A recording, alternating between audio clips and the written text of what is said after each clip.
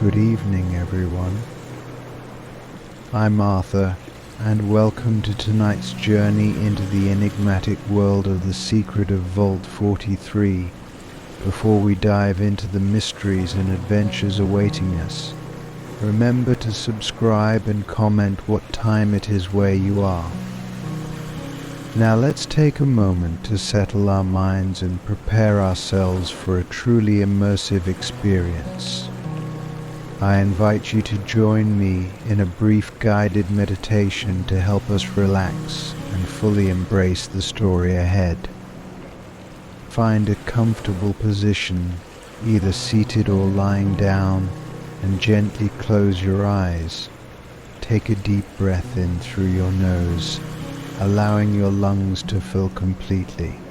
Hold that breath for a moment, and then exhale slowly through your mouth, releasing any tension you may be carrying. As you breathe in and out, feel the weight of the world lifting off your shoulders, leaving you in a state of calm and readiness. With each breath, imagine yourself in a tranquil place, free from distractions and worries. Picture yourself stepping into a world of mystery and wonder, where every corner holds a secret waiting to be discovered. Let the peace of this moment envelop you as you prepare to explore the secrets of Vault 43 with an open and curious mind. Story 1. The air was thick with dust and the scent of decay as Jonathan pushed open the heavy, rusted door of Vault 43. He had spent weeks scavenging through abandoned sections of the vault, each day yielding little more than broken machinery and stale food supplies. Today, however, something felt different. There was an inexplicable pull guiding him deeper into the labyrinthine corridors. As he ventured into the dimly lit hallway, Jonathan's flashlight flickered intermittently, casting long shadows that danced ominously along the walls. He had heard rumors about Vault 43 being a site of grim experimentation, but he had never put much stock in the stories. The vault had been sealed for decades, its secrets locked away behind layers of reinforced steel and concrete. He turned a corner and entered what appeared to be an old living quarters. The room was cluttered with remnants of a life once lived, faded posters on the walls, dusty furniture, and a lone, tarnished photo frame lying on a table. Jonathan's eyes were drawn to a battered metal box resting on a shelf, almost as if it were waiting for him. With a practiced motion, Jonathan pried the box open. Inside, nestled among old papers and tattered documents, was a leather-bound diary. The diary's cover was cracked and worn, its once gold lettering barely legible.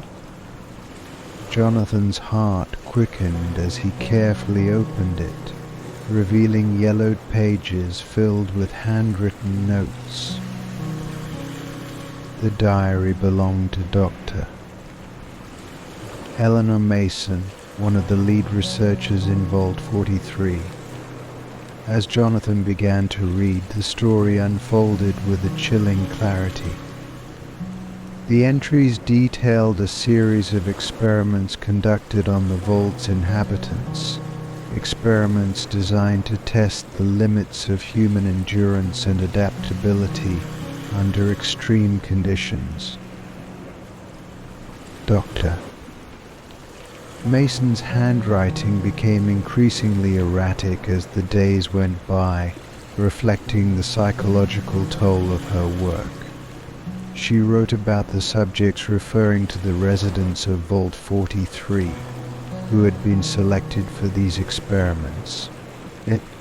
Each entry described a new phase of testing, from exposure to harmful chemicals to psychological manipulation designed to induce fear and paranoia.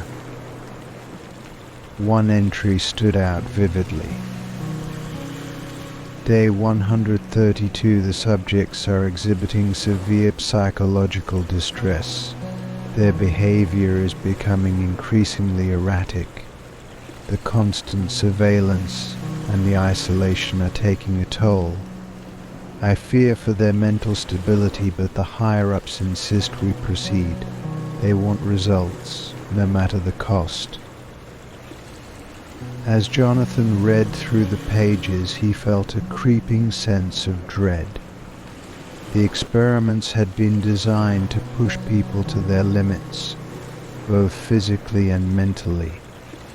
The diary spoke of subjects who had vanished without a trace, their fates sealed by the vault's dark secrets. Doctor. Mason's final entries were a stark contrast to the clinical tone of earlier writings. They were filled with despair and guilt, as if she had finally come to terms with the monstrous nature of the experiment she had been complicit in. Her last entry was particularly haunting. Day 205, I can no longer deny the truth. We have become monsters in our quest for knowledge. I've made arrangements to secure the diary in a safe place, hoping that someone will find it and understand the depth of our transgressions. I fear that if I stay here any longer, I will lose what little sanity I have left. Jonathan closed the diary with a shudder, feeling the weight of its contents bearing down on him. The vault's walls seemed to close in, echoing with the whispers of the past. He knew that he had uncovered something far more significant than he had anticipated, an unsettling glimpse into the moral abyss of Vault 43's history. As he carefully packed the diary into his bag, Jonathan couldn't shake the feeling that the vault's secrets were still very much alive. The knowledge he now possessed was a heavy burden, and he wondered how many others would be affected by the revelations within those pages. He turned back towards the vault's entrance, each step feeling heavier as the gravity of his discovery settled upon him. Story 2. The corridors of Vault 43 were a maze of forgotten rooms and long abandoned spaces. Evelyn had spent days navigating through the labyrinth, her flashlight casting eerie shadows on the walls. She was on a scavenging mission, hoping to find useful supplies or perhaps a clue that might lead her to something valuable. Her luck seemed to change when she stumbled upon a hidden door, cleverly concealed behind a rusted metal panel. The door was half buried under a pile of debris, its surface covered in grime and cobwebs. With a mix of anticipation and skepticism, Evelyn cleared the debris and pried the door open. The room beyond was unlike anything she had encountered in Vault 43.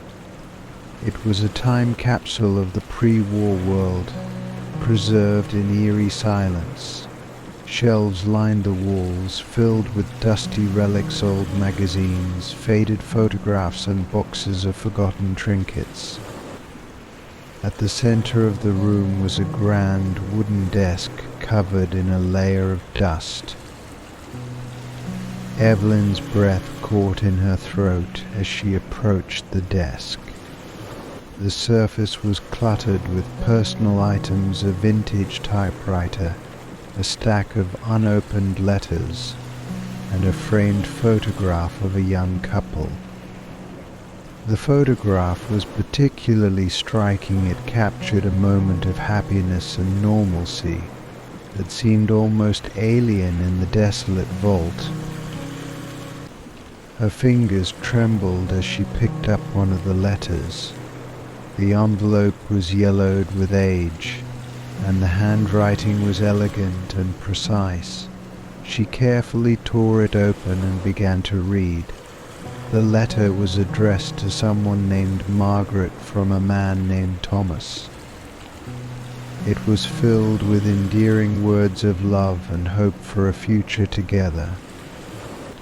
Evelyn felt a pang of sadness as she realized that these were not just artifacts, they were pieces of lives interrupted by the chaos of the world above. As she continued to explore the room, Evelyn discovered a small trunk tucked away in a corner. With great care, she opened it to reveal an assortment of personal items: old clothes, a child's toy, and a stack of journals. The journals were filled with the musings of a young girl, her dreams, fears, and daily experiences documented with a sense of innocence that contrasted sharply with the grim reality outside. Sitting down at the desk, Evelyn leafed through the journals, each page a window into a world that had been lost. She found entries about school days, family gatherings, and simple pleasures that had been erased by time and disaster. As she read, she could almost hear the echoes of laughter and feel the warmth of the relationships described. The emotional weight of the room pressed down on her. The memorabilia was not just relics of the past, they were remnants of lives that had been shattered by the war. Evelyn could feel the connection to these people, their hopes and fears, their joys and sorrows. It was as if the room was a shrine to a forgotten era, a testament to the resilience of the human spirit, even in the face of unimaginable loss. She carefully replaced the items in the trunk and closed it with a sense of reverence. The hidden room had given her a glimpse into the world before the apocalypse, a world that was vibrant and full of life. It was a stark reminder of what had been lost, and it filled her with a profound sense of both sadness and appreciation. As she left the room, Evelyn took one last look at the photograph on the desk, the smiling faces frozen in time. The hidden room had been a sanctuary of memories, a place where the past lived on despite the ravages of time. She knew that she would carry the weight of these discoveries with her, a reminder of the lives that had been lived and the dreams that had been shattered. Story 3. The entrance to Vault 43 loomed ahead, its metal doors scarred by years of neglect and battle. The sun was setting, casting long shadows over the wasteland as Max and his team approached. They had heard whispers of valuable supplies inside the vault, and the promise of fresh resources had driven them to risk the dangerous journey. As they neared the entrance, Max's heart raced with anticipation. The vault was rumored to hold valuable technology and supplies that could be a game changer for their small group. However, they were not the only ones who had their eyes on the prize. A rival faction, known for their ruthlessness, had also set their sights on Vault 43. Known as the Red Fangs, they were notorious for their aggressive tactics and brutal control over the surrounding territories. Max's team had already encountered them once before, and the memories of that confrontation were fresh in their minds. The tension in the air was palpable as Max and his team cautiously approached the entrance. They moved with practiced stealth, their eyes scanning the area for any sign of the Red Fangs. The vault's entrance was guarded by a makeshift barricade, a clear sign that the Red Fangs had already staked their claim. As they drew closer, a voice suddenly rang out from the shadows. "Stop right there. You're not welcome here." Max's team froze, their weapons at the ready. From the darkness emerged a group of Red Fangs, their leader stepping forward with a menacing grin. The leader, a towering figure with a scarred face and a makeshift eye patch, eyed Max with a mix of curiosity and hostility. "What's the matter?" the leader taunted.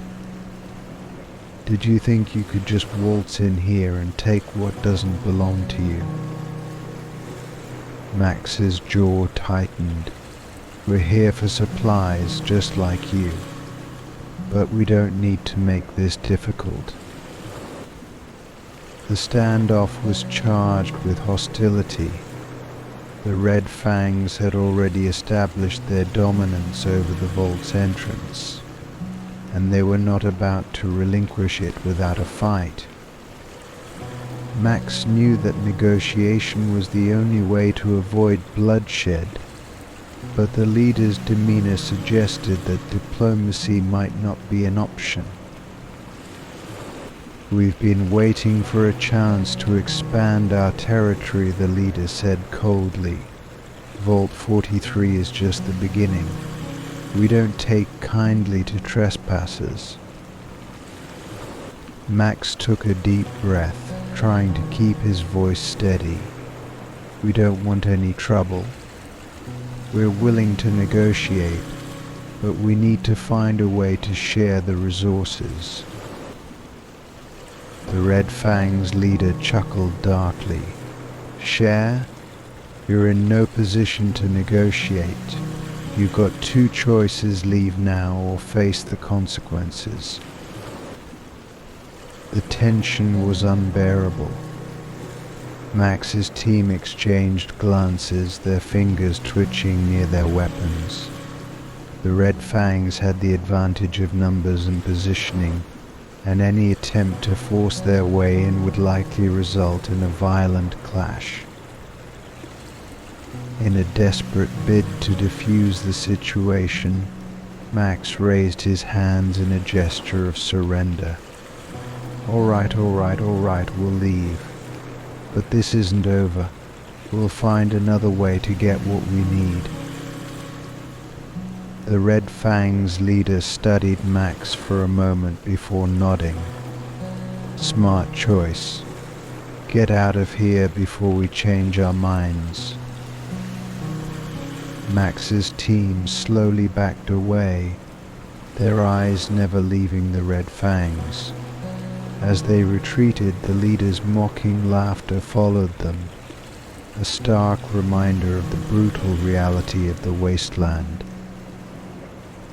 The encounter had been a narrow escape, but it left Max and his team with a grim realization. The Red Fangs were a formidable force, and any future attempts to access Vault 43 would require careful planning and strategy.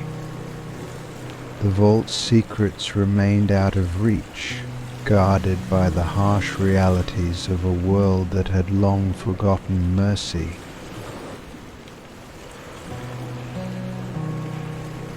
Story 4. For years, Sarah had lived within the confines of Vault 43, a sealed environment that had become both her sanctuary and her prison. The vault's artificial lights cast a sterile glow over the corridors, and the hum of the ventilation system was a constant, unsettling presence. Despite the vault's advanced technology, the psychological strain of isolation was beginning to take its toll. At first, Sarah had adapted to the vault's rigid routine.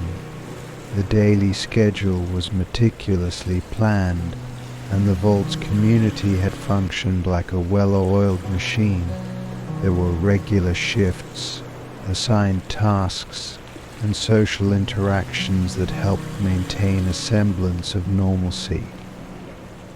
But as the years passed, the psychological weight of confinement began to chip away at her resilience.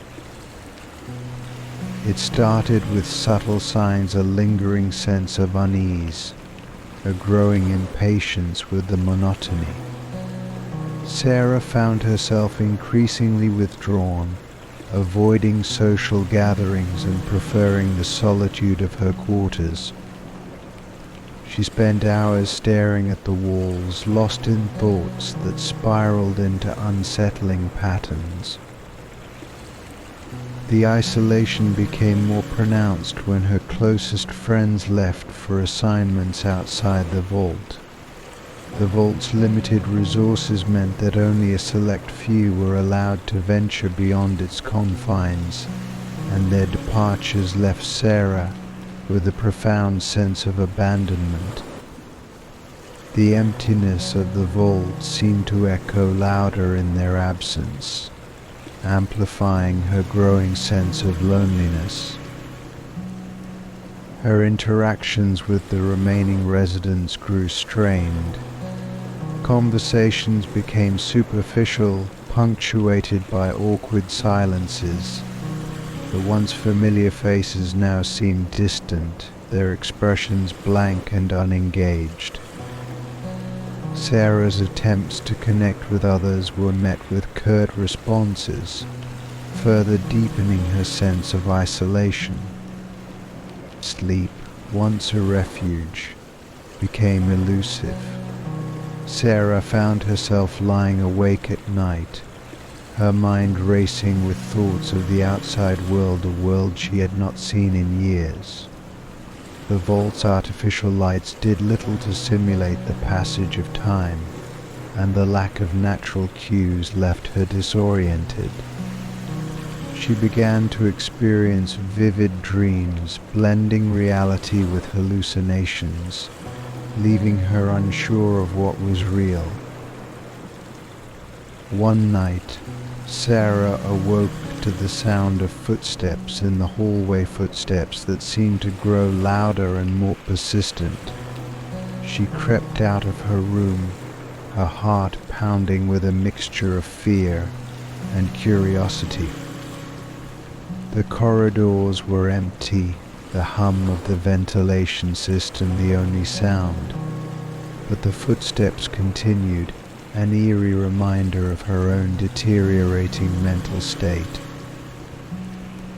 As weeks turned into months, Sarah's paranoia grew more pronounced. She began to believe that the vault's security systems were malfunctioning, that unseen forces were conspiring against her. She would frequently check the surveillance cameras, convinced that someone or something was watching her.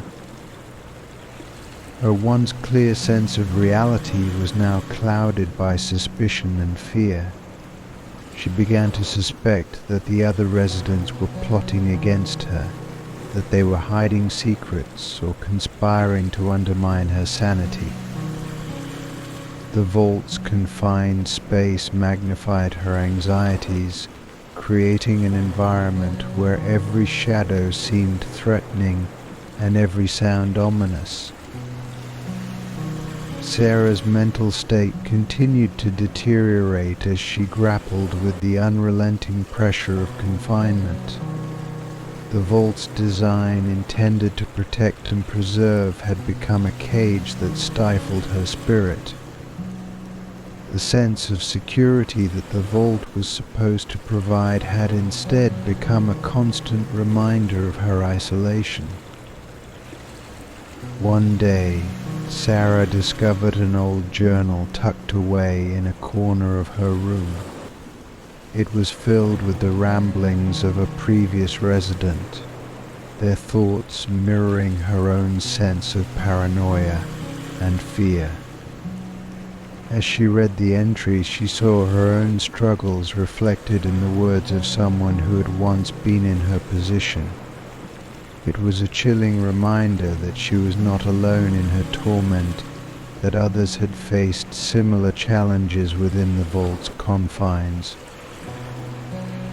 The journal offered no answers, no solutions to the psychological challenges she faced, but it provided a sense of validation, a reminder that the psychological impact of living in Vault 43 was a shared experience, one that transcended time and space.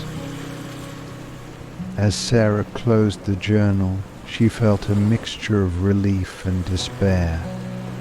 The vault had become a place of psychological torment, where isolation and confinement had eroded her sense of self. The struggle to maintain sanity was an ongoing battle, one that she fought with every passing day. The vault's walls seemed to close in tighter with each passing moment, a stark reminder of the psychological toll of living in a sealed environment.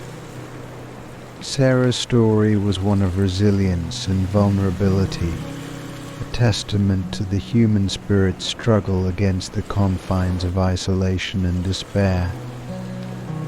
Story 5. Vault 43 was never intended to be a place of wonder.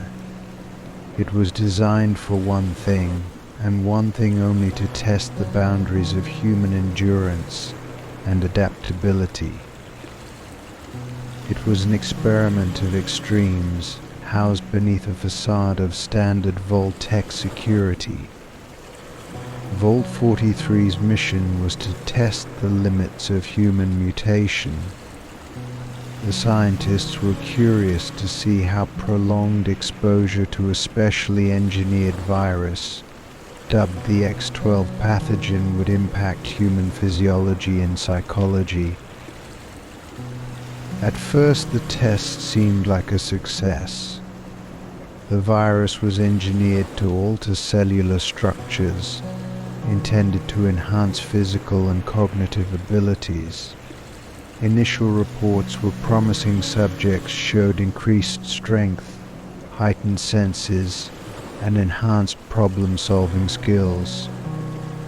However, it wasn't long before the experiment began to unravel. The X12 pathogen was more potent than anticipated. Instead of producing the beneficial mutations that the scientists hoped for, it began to create grotesque deformities. Subjects started to exhibit severe physical mutations, growths, and appendages that defied natural anatomy, skin that shifted in color and texture, and eyes that glowed unnaturally. The changes were not just skin deep, they affected the brain, leading to erratic behavior and a loss of mental control. As the mutations became more severe, the staff struggled to contain the chaos. The vault's systems, designed to protect its inhabitants from external threats, were ill-equipped to handle internal strife of this magnitude. The mutated residents, now more beast than human, began to turn on each other in fits of rage and confusion. The few remaining scientists and staff who were still human were forced into hiding, barricading themselves in the control room. Months passed, and the vault's infrastructure began to fail. Power outages, system malfunctions, and dwindling resources exacerbated the situation. The mutated inhabitants, driven by a primal need for survival, scavenged through the vault's remaining supplies, often clashing with each other in the process. The once sterile environment became a labyrinth of chaos and decay. Those who survived the mutations, if they could be called survivors, were left in a state of perpetual struggle. They scavenged the remnants of their former lives, trying to piece together a semblance of normalcy amidst their monstrous forms. Their attempts to rebuild were hampered by their own uncontrollable urges and the ever-deteriorating Vault environment. In the end, Vault 43 became a cautionary tale of ambition gone awry. The original experiment, meant to push the limits of human potential, instead pushed its subjects into a realm of horror and degradation. The Vault's records, now largely destroyed or corrupted, serve as a grim reminder of the perils of tampering with the fundamental aspects of human nature. Story 6. In the desolate remnants of Vault 43, where hope seemed as rare as clean water, love found its way through the cracks. Emma and David met amidst the ruins of a laboratory, their lives forever intertwined by the sheer chance of scavenging the same desolate corridor. Emma had been exploring the vault in search of useful supplies. Her clothes were a patchwork of makeshift armor and scavenged fabric, and her eyes were sharp, always scanning for potential dangers or treasures. She moved with purpose, a reflection of her determination to survive in a world that had turned its back on her.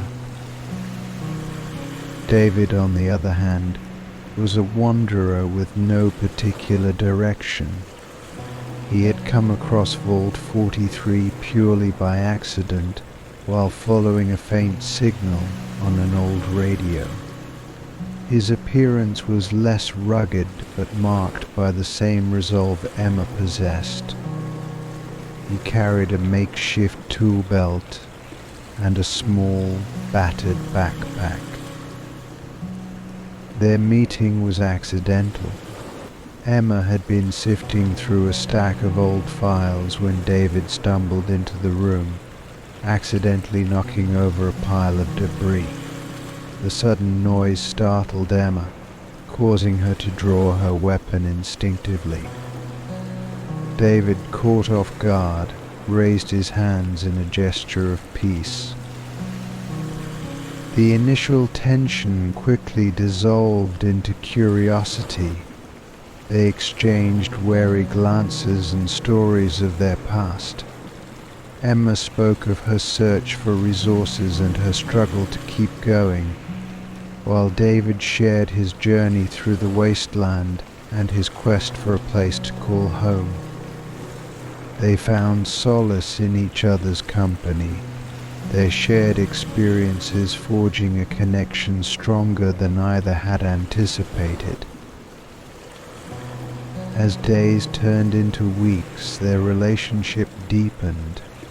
They began to rely on one another for more than just survival.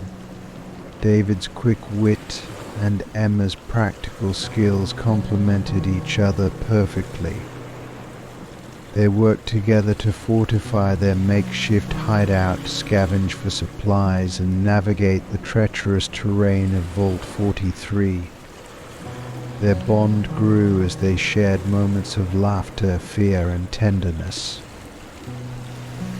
In the eerie stillness of the vault, their love became a beacon of hope. They would sit together under the flickering light of a salvaged lamp, talking about their dreams and plans for a future beyond the vault's decaying walls. Emma found herself enchanted by David's optimism, while David admired Emma's strength and resilience. Their romance was not without challenges. The vault's hostile environment, and the remnants of its mutated inhabitants posed constant threats. Yet their love provided them with the strength to face these dangers. They became each other's anchor, a reminder of the humanity that still existed despite the darkness surrounding them. Eventually their efforts to escape the vault paid off. They discovered an exit route that had been obscured by years of neglect. As they emerged into the sunlight for the first time in what felt like an eternity, they realized that their love had not only survived the harsh conditions of Vault 43, but had thrived because of them. Together they stepped into the world beyond, ready to face whatever challenges lay ahead. Their romance, born in the shadows of Vault 43, had become a testament to the enduring power of love amidst the ruins of a broken world. Story 7. The malfunctioning holotape was a relic of a bygone era, discovered in the darkest recesses of Vault 43. It was an old piece of technology, its once gleaming exterior now scratched and worn. When Maria, a scavenger with a keen interest in pre-war technology, found it, she was both intrigued and apprehensive. The vault had long been abandoned, and its mysteries were both tantalizing and terrifying.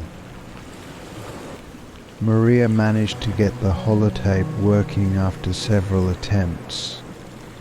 The screen flickered to life, and a ghostly image appeared, a man in a lab coat, his face etched with worry.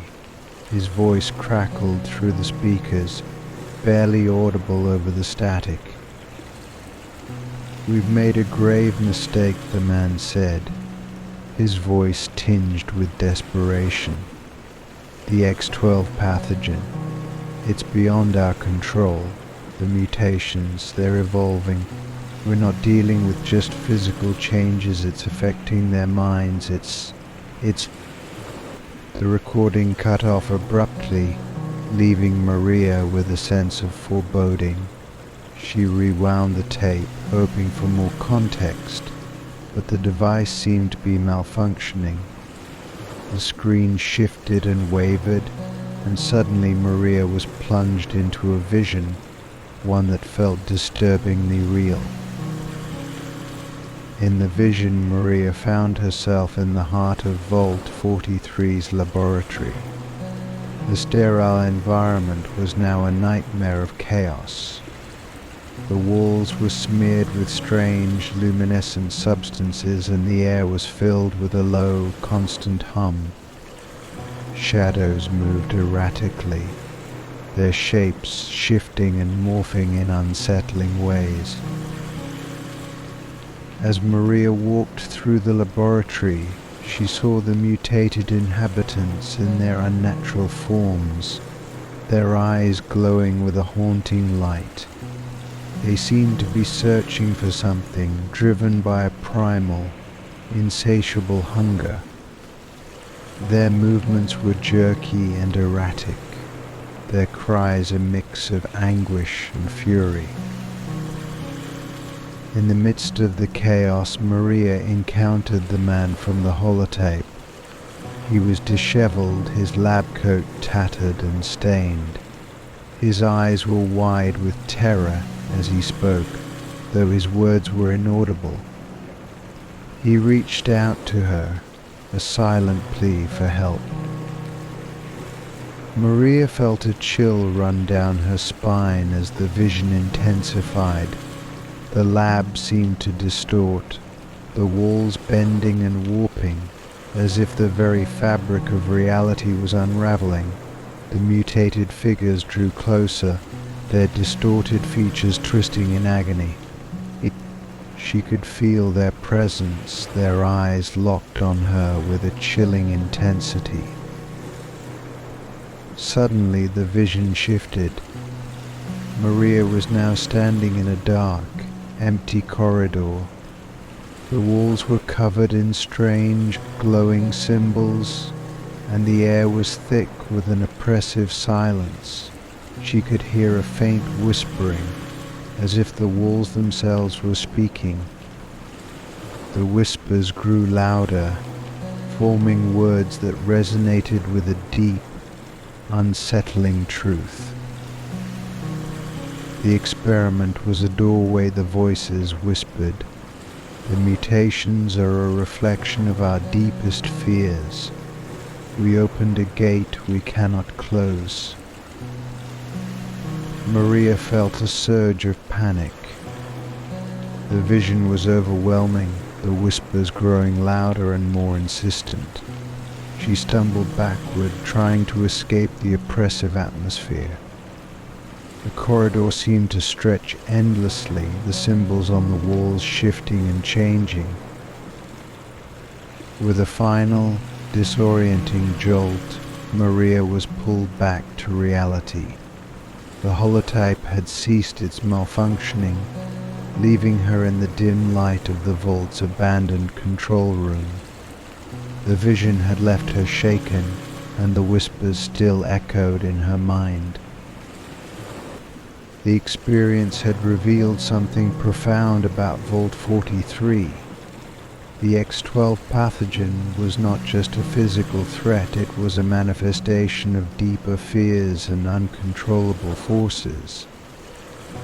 The Vault's experiment had unleashed something far beyond scientific understanding, a haunting reminder of the dangers of tampering with the unknown.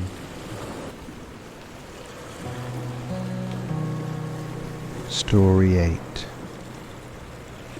The radio signal was a faint, crackling noise that cut through the silence of the wasteland. It was an anomaly, a ghost of the old world whispering through the static.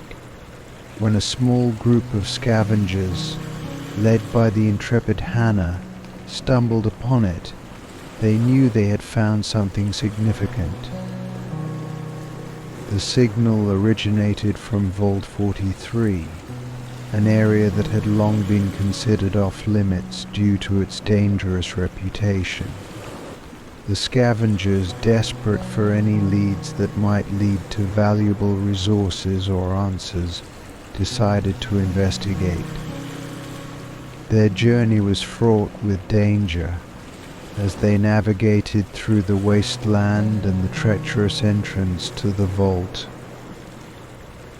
Once inside Vault 43, they were met with a scene of desolation.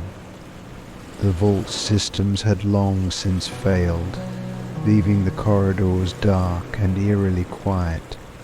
The signal seemed to come from somewhere deep within the vault, and the group followed its faint pulse, guided by their makeshift radio equipment. As they ventured deeper, they encountered signs of the vault's tragic history. The walls were covered in strange markings, and the air was thick with an unsettling silence. The signal grew stronger, leading them to a control room that had somehow remained operational. In the control room, the source of the signal was revealed an old radio transmitter, still broadcasting despite its age and the decay around it. The transmitter's signal was garbled, but they could make out fragments of a message.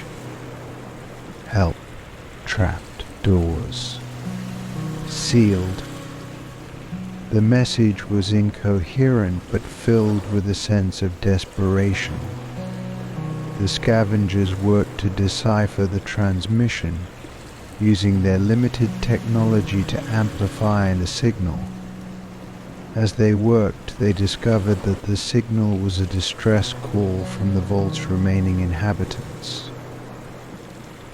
According to their findings, the vault had been sealed off due to the containment breach caused by the X12 pathogen. The survivors had been trapped inside, cut off from the outside world and unable to escape. The signal was their last attempt to reach out for help, a cry from those who had been left behind. The scavengers realized that the signal was not just a call for help but also a message of survival. The remaining inhabitants of Vault 43 were still alive, and they had managed to survive amidst the horrors that had befallen them. The signal was a testament to their resilience and their struggle to endure. Determined to provide assistance, Hannah and her team made a plan to open the vault and rescue the survivors. The journey was perilous, and the risks were high, but the promise of salvation drove them forward. They worked tirelessly to override the vault's security systems, hoping to unlock the doors that had kept the inhabitants trapped for so long. As they finally breached the vault's sealed chambers, they were met with a scene of both hope and despair. The surviving inhabitants were weary but alive, their faces reflecting the trials they had endured.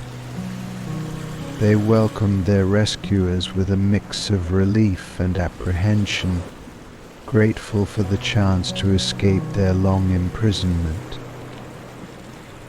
The journey to decipher the radio signal had uncovered not just a call for help, but a story of survival and perseverance. Vault 43, once a symbol of scientific ambition gone wrong, had become a beacon of hope for those who refused to give up. The radio signal was a reminder of the power of communication and the enduring spirit of humanity, even in the darkest corners of the world. Story 9. Overseer Jonathan Blake had always been a man of principles. As a child, he dreamed of becoming a leader who could make the world a better place. His idealism led him to join Vault Tech, where he hoped to be part of something greater, a grand experiment designed to ensure humanity's survival. When he was appointed as the overseer of Vault 43, he saw it as an opportunity to make a meaningful difference. Vault 43's primary mission was to explore human adaptability through extreme conditions, specifically focusing on genetic and psychological resilience. Blake was initially optimistic about the project. He believed in the potential benefits and the scientific progress that could come from pushing the boundaries of human capability. However, he was also aware of the ethical implications. Balancing scientific curiosity with moral responsibility was a constant internal struggle. The situation began to deteriorate quickly after the introduction of the X-12 pathogen. The pathogen, intended to enhance human abilities, instead caused severe mutations and psychological breakdowns.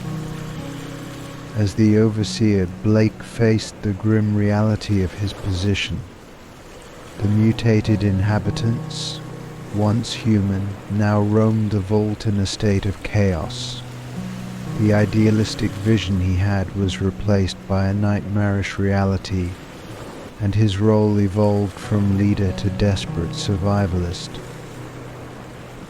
Blake's first major dilemma came when the initial results of the experiment showed disturbing side effects. His team had discovered that the pathogen was causing rapid and uncontrollable mutations. The scientific community within the vault urged him to continue the experiment for the sake of data, despite the growing horror. Blake had to decide whether to halt the experiment and risk losing valuable research or push forward, knowing it might endanger more lives. Blake chose to continue, driven by the belief that the data was crucial for understanding the pathogen. But as the mutations worsened, the moral weight of his decision became unbearable. He watched as his colleagues and the subjects of the experiment became monstrous, their humanity slipping away. The containment protocols failed, and the vault descended into turmoil. The second dilemma arose when the mutated residents began to turn on each other. With resources dwindling, Blake had to make harsh decisions about rationing supplies and prioritizing the safety of the remaining unmutated personnel.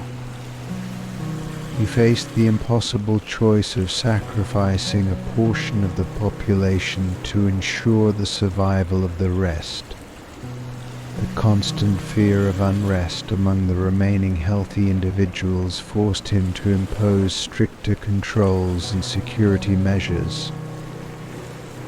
One of the most heart-wrenching decisions Blake had to make was during a critical shortage of medical supplies. A group of residents, including children, were critically ill due to the pathogen's side effects. Blake had to choose between diverting the remaining medical resources to treat the children or using them to stabilize a group of key scientists who were essential for finding a cure. He chose to prioritize the scientists, rationalizing that their expertise was crucial for the long-term survival of the vault. The children, many of whom did not survive, became a constant source of guilt for Blake. As the vault's systems began to fail, Blake's decisions became increasingly difficult. He had to balance the immediate needs of the inhabitants with the long-term survival of the vault. His attempts to maintain order led to harsh punishments for those who disobeyed or hoarded supplies. He faced growing dissent from both the mutated and unmutated residents. The once clear lines between right and wrong blurred as survival became the ultimate goal. Blake's moral struggle reached its peak when a group of mutated residents attempted to break into the control room, where he and a few of his trusted staff were taking refuge. To protect the remaining resources and the last vestiges of order, Blake made the agonizing decision to seal off the control room, leaving the mutated residents to their fate. It was a decision that would haunt him for the rest of his life. In the end, Overseer Blake was a tragic figure, a man whose noble intentions were overshadowed by the catastrophic consequences of the experiment he oversaw. His once clear sense of morality was eroded by the relentless demands of survival. Vault 43 became a symbol of the perils of scientific hubris and the moral complexities faced by those in power. Blake's legacy was one of a leader who grappled with impossible choices in the face of overwhelming adversity. Story 10. Vault 43 was a labyrinth of secrets and horrors, but none were more terrifying than the creature that had made it its home. The creature, known only through whispered legends among survivors, was a product of the very mutations that had ravaged the vault. It was said to be intelligent, cunning, and extraordinarily hostile. Jason, a scavenger known for his bravery, had ventured into Vault 43 with a small team. They were seeking valuable supplies and hoping to uncover more about the vault's dark history. As they moved through the decaying hallways, the silence was punctuated only by the occasional creak of old metal and the distant hum of malfunctioning equipment. Their initial exploration yielded little of interest: broken equipment, empty rooms and scattered debris. But as they ventured deeper, they began to sense a presence. The air grew colder, and an unsettling feeling of being watched permeated the corridors. The team's unease was palpable, but Jason pressed on, driven by the promise of discovery. It was in the vault's old laboratories that they first encountered the creature. The room was filled with shattered glass and overturned tables, remnants of experiments gone awry. The team's flashlights swept over the wreckage, casting eerie shadows on the walls. It was then that they saw it, a hulking, humanoid figure crouched in the corner, its eyes glowing with a malevolent intelligence. The creature was a grotesque amalgamation of flesh and metal, with twisted limbs and a body covered in a patchwork of mutated skin and artificial enhancements. Its eyes, once human, were now an unnatural shade of yellow, reflecting an unsettling intelligence. It moved with a predatory grace, its every motion calculated and precise. Jason's team froze in terror as the creature let out a guttural growl. It was clear that this was no mindless beast, it was a predator, aware of its surroundings and capable of strategic thought.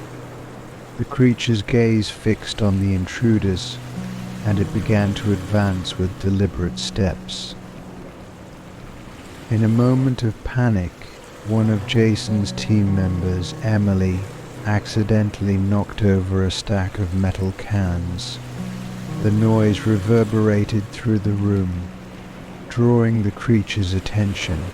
It lunged toward them with a speed that belied its size, its claws extending with deadly precision.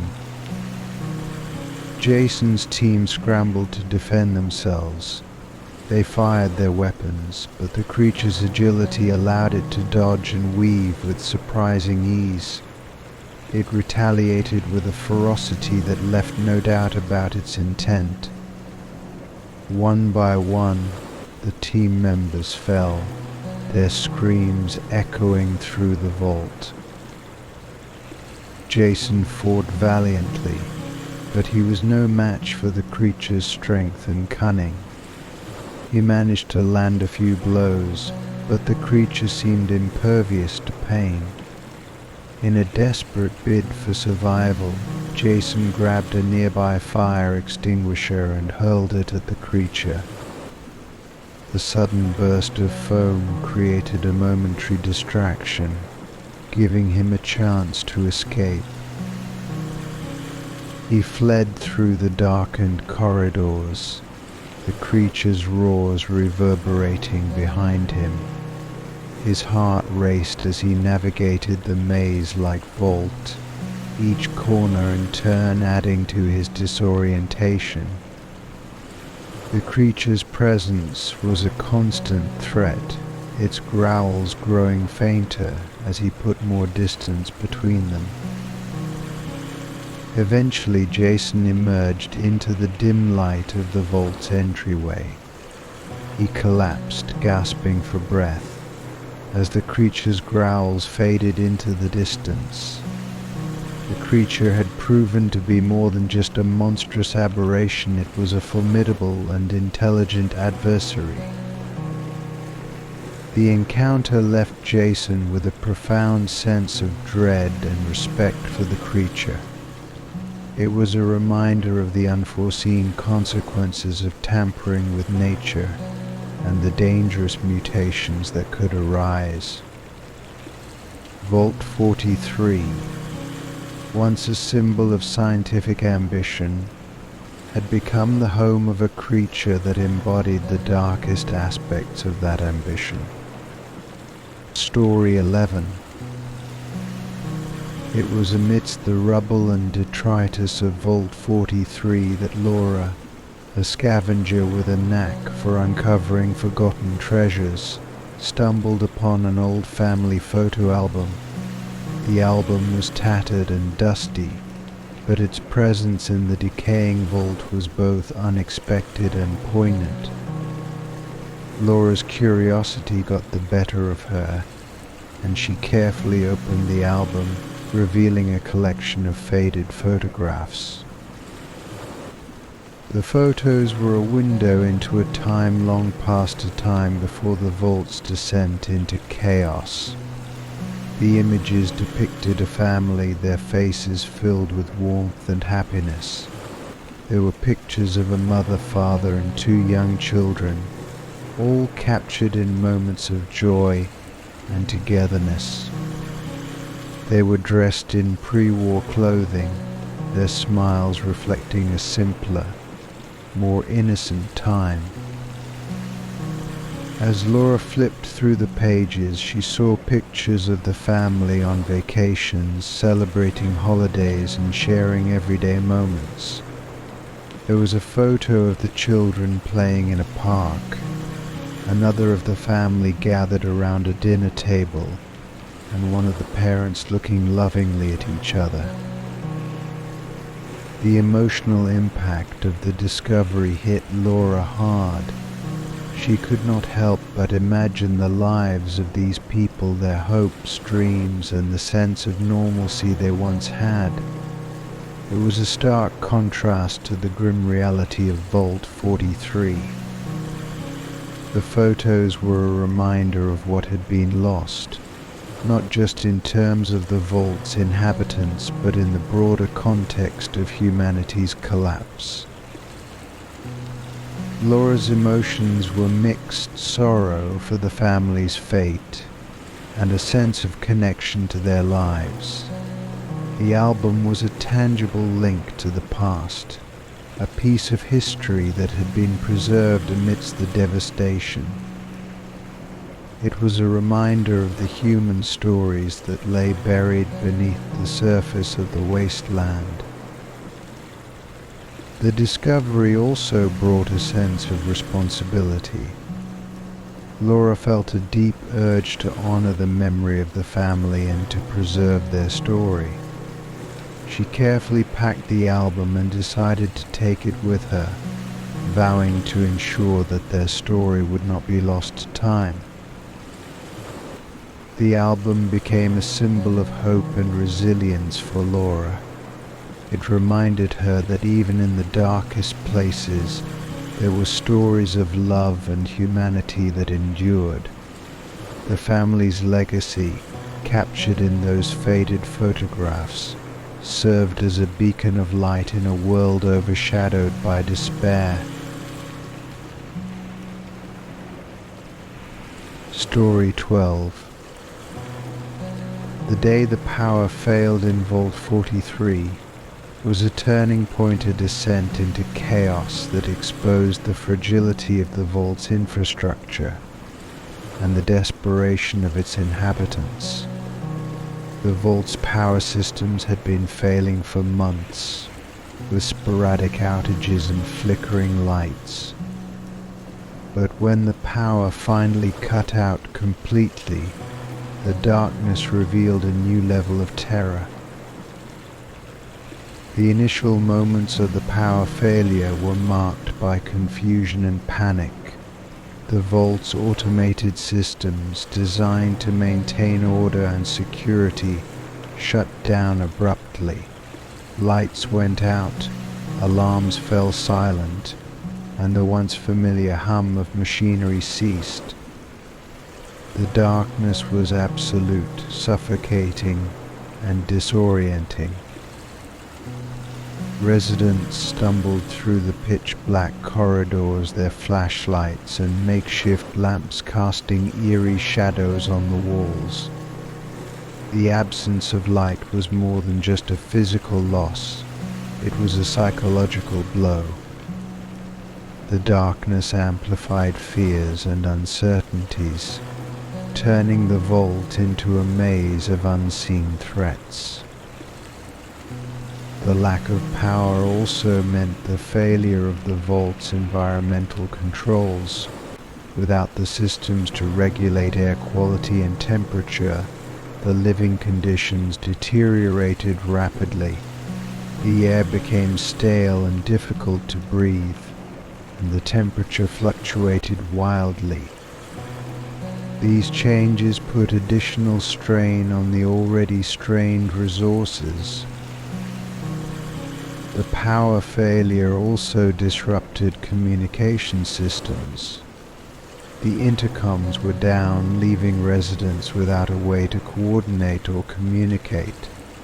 In the ensuing chaos, misinformation spread quickly, leading to mistrust and fear. Rumors of possible external threats or internal sabotage fueled paranoia among the inhabitants. Security measures failed as well. The automated defense systems designed to protect against intruders or rebellious elements were offline. This led to an increase in thefts and violent altercations as people fought over dwindling supplies. The vault's social order, already precarious, began to crumble. Blake, the overseer, faced an unprecedented challenge. He attempted to restore order and address the immediate needs of the residents, but his authority was undermined by the power outage. The lack of visibility made it difficult to enforce rules or maintain control. The once functional security checkpoints were now useless, leaving the vault vulnerable to internal strife. In the midst of the chaos, the mutated inhabitants took advantage of the situation.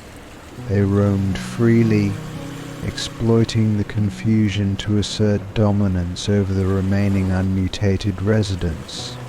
Their increased aggression and unpredictability further exacerbated the turmoil. The power failure exposed the weaknesses in Vault 43's design and the limits of its inhabitants' resilience.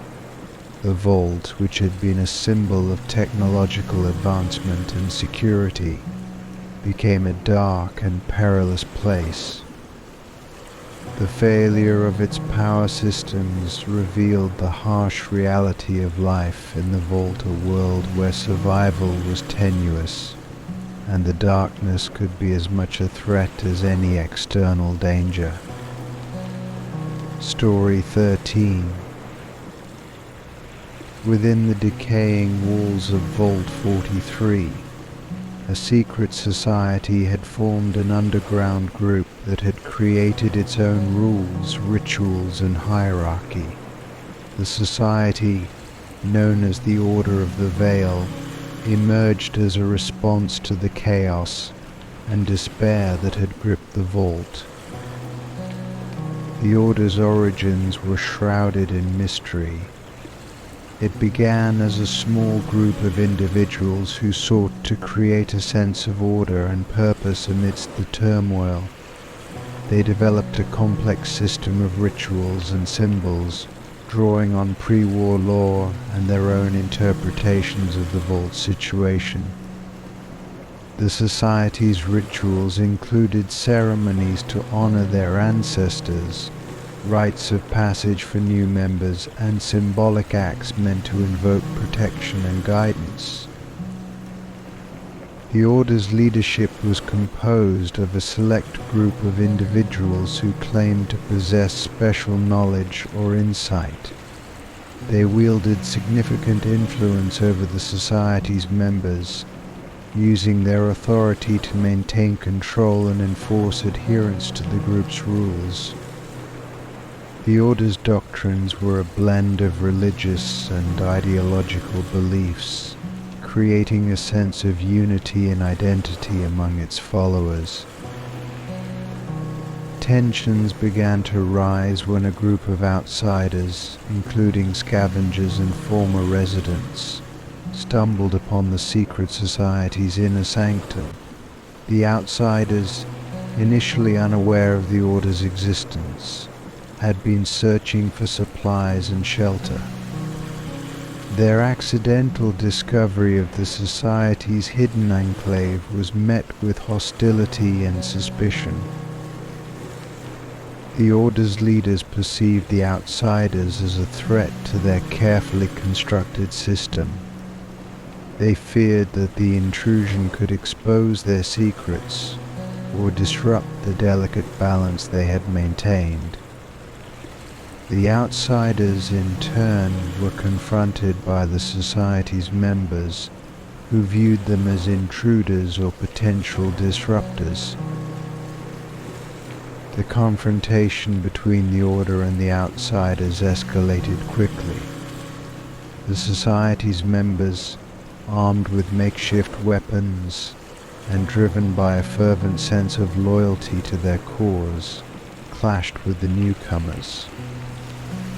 The situation was further complicated by the ongoing challenges of survival within the vault, including the scarcity of resources and the constant threat of the mutated inhabitants. In the midst of the conflict, the outsiders managed to communicate their intentions. They explained that they were not seeking to undermine the Order, but were merely trying to survive and uncover the vault's secrets. The negotiation was tense and fraught with distrust, but it also offered a glimmer of potential understanding. As the two groups navigated their differences, the underlying tension within the vault began to surface. The Order's strict hierarchy and rituals were challenged by the outsiders' more pragmatic approach to survival. The clash of ideologies highlighted the divisions within the vault's community and the difficulties of maintaining cohesion in such a harsh environment. Ultimately, the encounter with the Order of the Veil exposed the complex dynamics of Vault 43. The secret society represented a microcosm of the Vault's broader struggles, a struggle for control, identity and survival amidst the chaos of a crumbling world.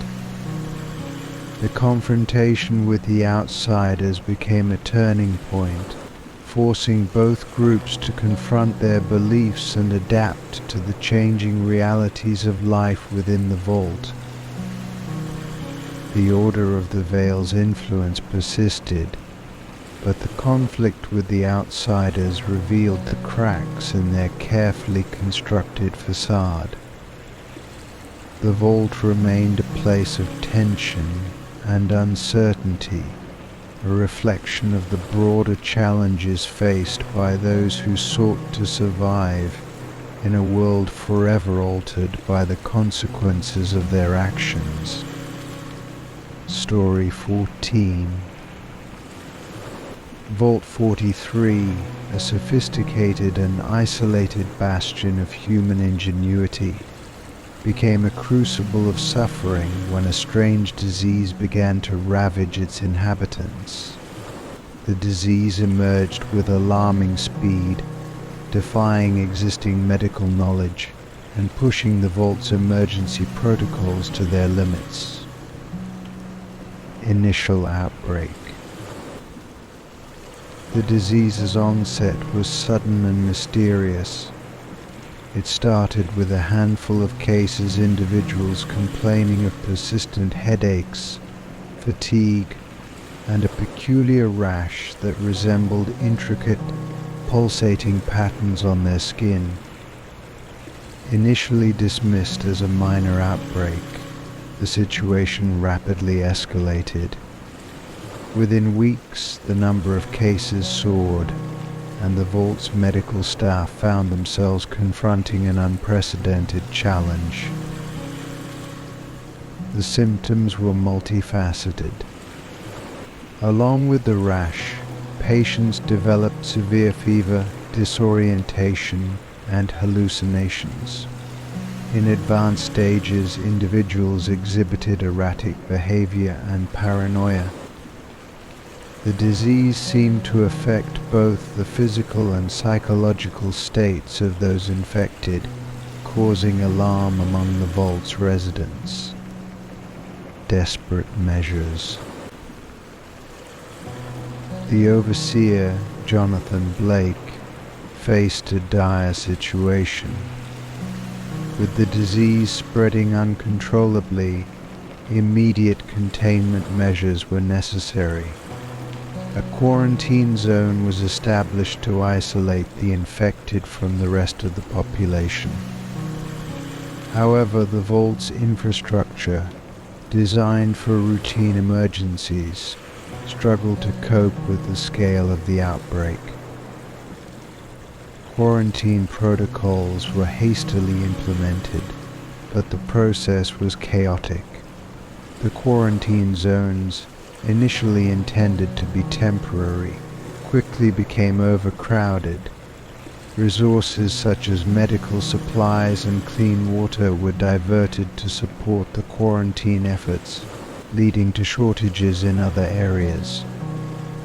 Tensions rose as uninfected residents faced increasing difficulties due to the resource constraints and the perceived unfairness of the quarantine measures. Medical personnel worked around the clock to contain the outbreak and develop a treatment. Experimental therapies based on genetic research and pathogen studies were administered to the infected. However, the treatments had mixed results, with some patients showing slight improvement while others deteriorated rapidly. Blake authorized the use of experimental treatments, including a controversial gene editing therapy.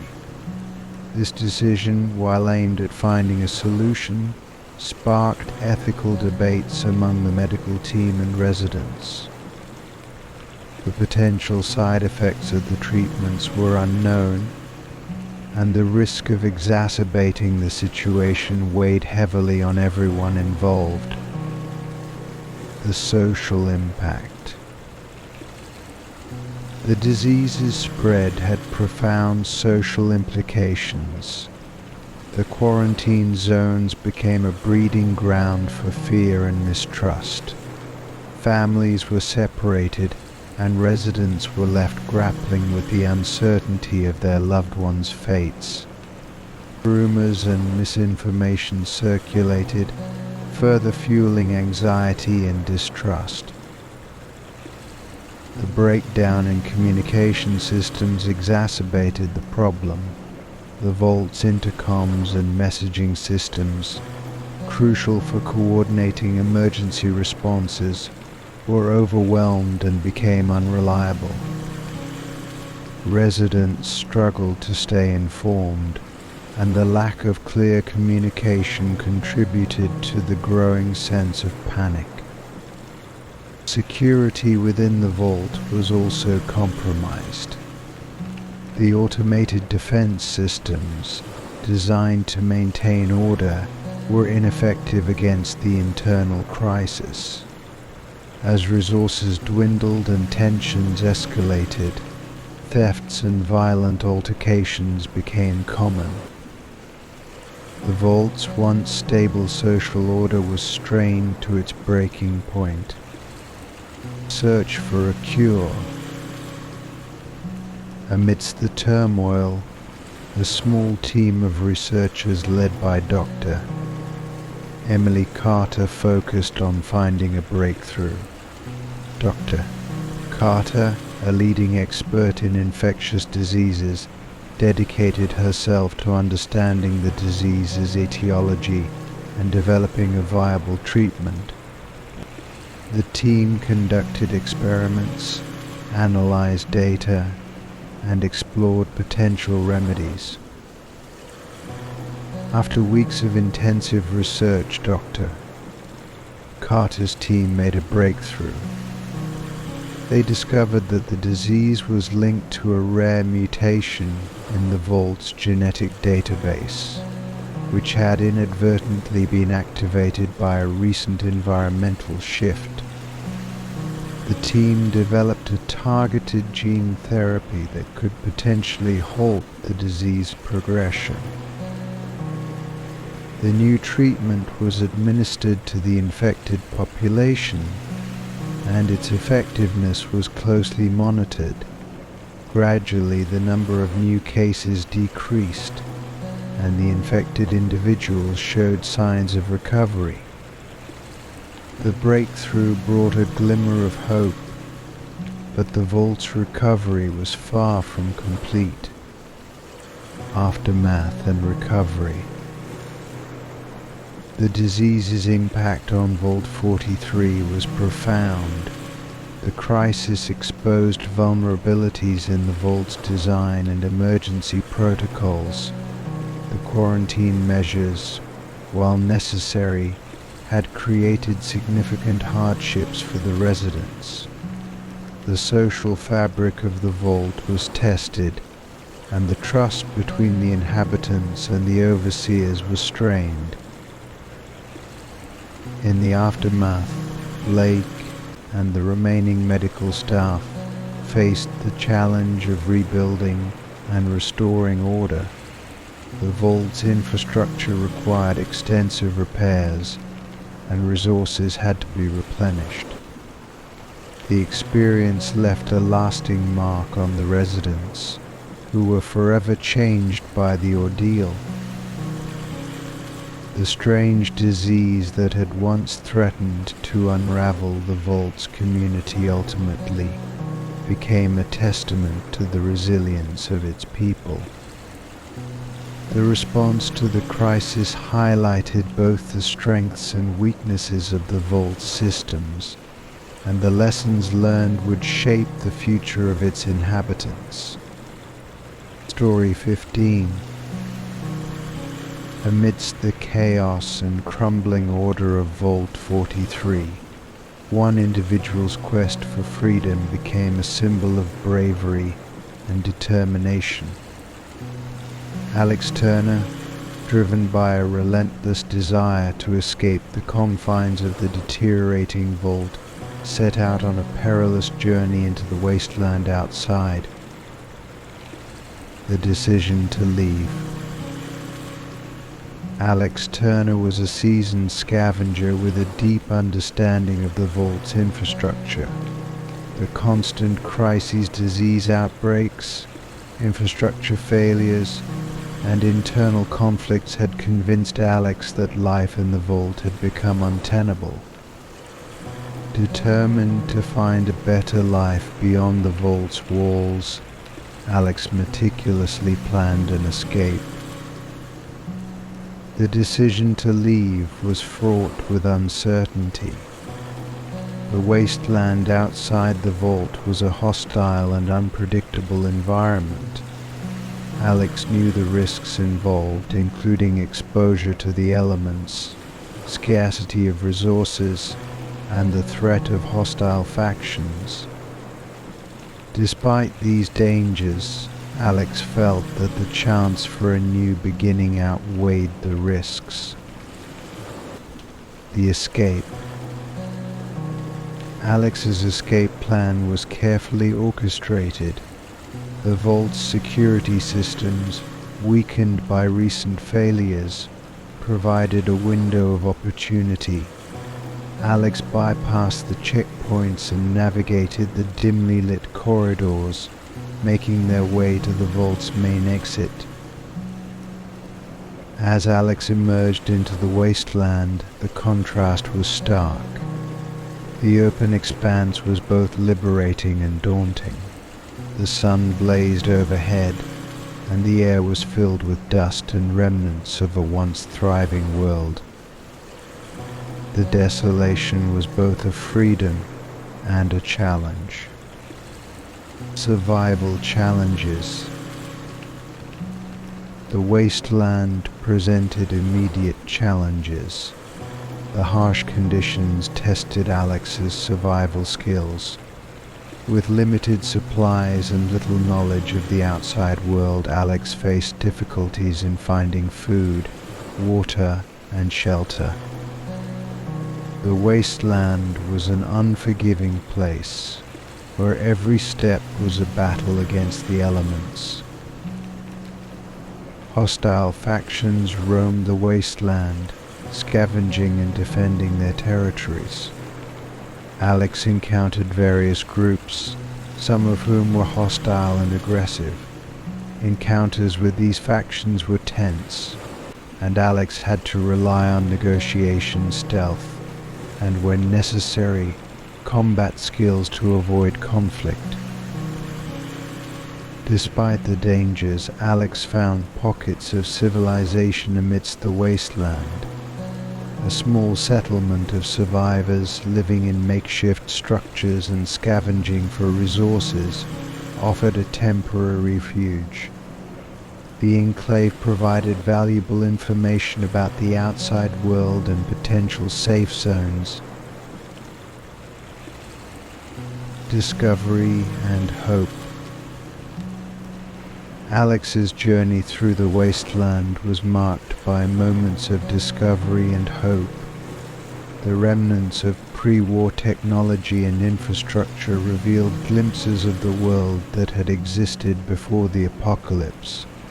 Old maps, data logs, and functional communication devices offered insights into the past and potential paths for the future. The small enclave that Alex encountered was a beacon of hope. The survivors there had managed to create a semblance of order and community. Their knowledge and support were invaluable, providing Alex with guidance and resources for the journey ahead. A new beginning. With the support of the enclave, Alex continued to explore the wasteland. The journey was far from over, but the experience had transformed Alex. The trials of the wasteland had forged a new sense of purpose and resilience. The escape from Vault 43 was not just a physical departure, but a journey toward a new life. The wasteland, with its challenges and opportunities, represented a chance for freedom and renewal. Alex's story became a symbol of bravery and hope, a reminder that even in the bleakest of circumstances, the human spirit could endure and adapt. Story 16. Vault 43, a testament to Vault-Tech's ambition and ingenuity, was designed with unique features intended to push the boundaries of human resilience and adaptability. The lore behind its design reveals a complex vision of experimentation and protection. The concept. Vault 43 was conceived as an experimental facility with the goal of studying human behavior under extreme conditions. Unlike other vaults which focused on survival and isolation, Vault 43 was designed to test the limits of human adaptability and resilience. The vault's features reflected this ambitious vision. The design incorporated multiple layers of experimentation, including environmental extremes, psychological stress, and social isolation. Each layer was intended to simulate different challenges and observe the inhabitants' responses. Experimental chambers. One of the most distinctive features of Vault 43 was its series of experimental chambers. These chambers were modular and could be reconfigured to create a variety of extreme conditions. The chambers included environments with extreme temperatures, radiation levels, and atmospheric compositions. The chambers were equipped with advanced technology to monitor and record the inhabitants' responses. Sensors and data collection devices provided real-time information on the effects of the conditions on the residents. The chambers also included psychological stressors, such as isolation and simulated social conflicts, to study their impact on mental health and behavior, life support and sustainability. Vault 43's design included advanced life support systems to maintain a controlled environment. These systems regulated air quality, temperature, and water supply, ensuring that the inhabitants could survive despite the extreme conditions. The vault's sustainability was a key consideration. The design included features for recycling resources, managing waste, and growing food. The goal was to create a self-efficient environment that could withstand long-term experimentation. Security and containment. Security was a critical aspect of Vault 43's design. The vault was equipped with automated defense systems, including turrets and surveillance cameras, to protect against external threats. Internal security measures were also in place to manage conflicts and maintain order within the vault. Containment protocols were designed to handle potential breaches and emergencies. The vault included reinforced barriers and lockdown procedures to prevent the spread of contaminants or security breaches. Their legacy and impact. The lore of Vault 43's design reflects the ambitious and often controversial nature of Vault-Tech's experiments. The Vault's features were intended to explore the limits of human adaptability and resilience, but they also revealed the complexities and challenges of such experimentation. The Vault's story serves as a reminder of the balance between scientific curiosity and ethical considerations. The design, while innovative, also faced limitations and risks. The lessons learned from Vault 43's experiments continue to resonate, offering insights into the challenges of pushing the boundaries of human capability. Story 17. In the labyrinthine corridors of Vault 43, a scavenger named Riley stumbled upon a long-lost prototype weapon. The discovery of this advanced and enigmatic piece of technology presented Riley with a profound ethical dilemma that would shape the course of their actions. The discovery. Riley had always been a resourceful scavenger, adept at navigating the vault's complex infrastructure. During one of their expeditions, Riley discovered a hidden chamber concealed behind a series of locked doors. Inside, Riley found a sleek, futuristic weapon, an experimental energy rifle. The weapon's design was unlike anything Riley had seen before. It was equipped with cutting-edge technology capable of delivering powerful energy blasts. The rifle's advanced components and precision optics suggested it was intended for military use, and its potential for destruction was immense. The ethical dilemma. The discovery of the prototype weapon posed an ethical dilemma for Riley. The weapon's power and technology were both enticing and troubling, Riley was faced with the challenge of deciding whether to use the weapon, keep it hidden, or destroy it. The potential applications of the weapon were significant. It could be used for self-defense, protection against hostile factions, or even as leverage in negotiations. However, the risks of misuse and the potential for escalating violence were also apparent. The weapon could attract dangerous groups, provoke conflicts, and lead to unintended consequences. Riley's decision was complicated by the presence of various factions in the wasteland. The weapon could shift the balance of power, potentially leading to increased violence and instability. The ethical implications of wielding such a powerful tool weighed heavily on Riley's conscience. Riley decided to consult with other scavengers and trusted allies. The discussions were intense and thought-provoking. Some advised using the weapon as a means of protection, while others warned of the dangers and ethical concerns.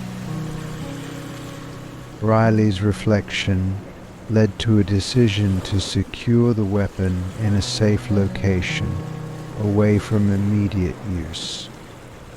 The choice was guided by a commitment to preventing the potential misuse of the technology and maintaining a balance of power in the wasteland. Legacy and responsibility. The prototype weapon remained a symbol of the broader ethical challenges faced by those living in the aftermath of the apocalypse. Riley's decision to safeguard the weapon, rather than exploit it, demonstrated a sense of responsibility and a recognition of the complexities of wielding advanced technology. The story of the prototype weapon served as a reminder of the importance of ethical considerations in the face of power and technology. Riley's choices reflected the ongoing struggle to balance survival with responsibility, highlighting the challenges of navigating a world defined by both opportunity and peril. Story 18. The evacuation of Vault 43 was a tumultuous and chaotic event that led to a heart-wrenching separation of the Martinez family. The story of Carlos, Maria, Sofia, and Diego Martinez became a poignant testament to the bonds of family and the challenges of reuniting in the aftermath of a crisis. The evacuation crisis. The decision to evacuate Vault 43 was driven by a series of catastrophic failures and escalating crises. The vault's infrastructure was collapsing, and the inhabitants faced imminent danger. The evacuation was hurried and poorly coordinated, leading to confusion and chaos. Carlos and Maria Martinez, along with their two children, Sofia and Diego, were among those caught in the turmoil. The family had been living in a relatively stable section of the vault, but the evacuation disrupted their lives. As they attempted to reach the evacuation points, the chaos of the evacuation led to their separation. The separation. In the confusion of the evacuation, Carlos, Maria, and Sofia managed to reach an evacuation pod. However, Diego was separated from them amidst the chaos. The family's last sight of Diego was as he was pulled away by the crowd, his cries lost in the noise and confusion. The pod launched, carrying Carlos, Maria, and Sofia to safety. They reached a temporary refuge, but their thoughts were consumed by worry for Diego. The family's separation was a devastating blow, and their hopes for reunion became a driving force in their survival. The search for Diego. In the aftermath of the evacuation, Carlos and Maria were determined to find Diego. They scoured the ruins of the vault and ventured into the wasteland, searching for any sign of their son. Their efforts were fraught with challenges: hostile environments, limited resources, and the constant threat of danger. Carlos and Maria encountered other survivors and scavengers, sharing their story and seeking information about Diego. Their search was met with varying degrees of assistance and resistance. The wasteland was an unforgiving place, and finding Diego became an elusive goal. Months passed, and the search seemed to reach a dead end. Carlos and Maria faced exhaustion and despair, but their love for Diego drove them forward. A chance encounter with a group of scavengers led to a breakthrough. The scavengers had come across a young boy in a makeshift settlement, and the description matched Diego. The reunion was a moment of profound emotion. Carlos and Maria, overcome with relief and joy, embraced Diego. The family's bond, though tested by separation, remained unbroken. The reunion was a symbol of hope and perseverance amidst the harsh realities of the wasteland. The Martinez family's story was a poignant reminder of the personal tragedies and triumphs that unfolded amidst the larger chaos of Vault 43's evacuation. Their reunion symbolized the enduring hope and determination of those who faced the trials of survival. The experience highlighted the broader challenges of the post-apocalyptic world, a world where separation, loss, and the struggle to reunite were part of the human experience.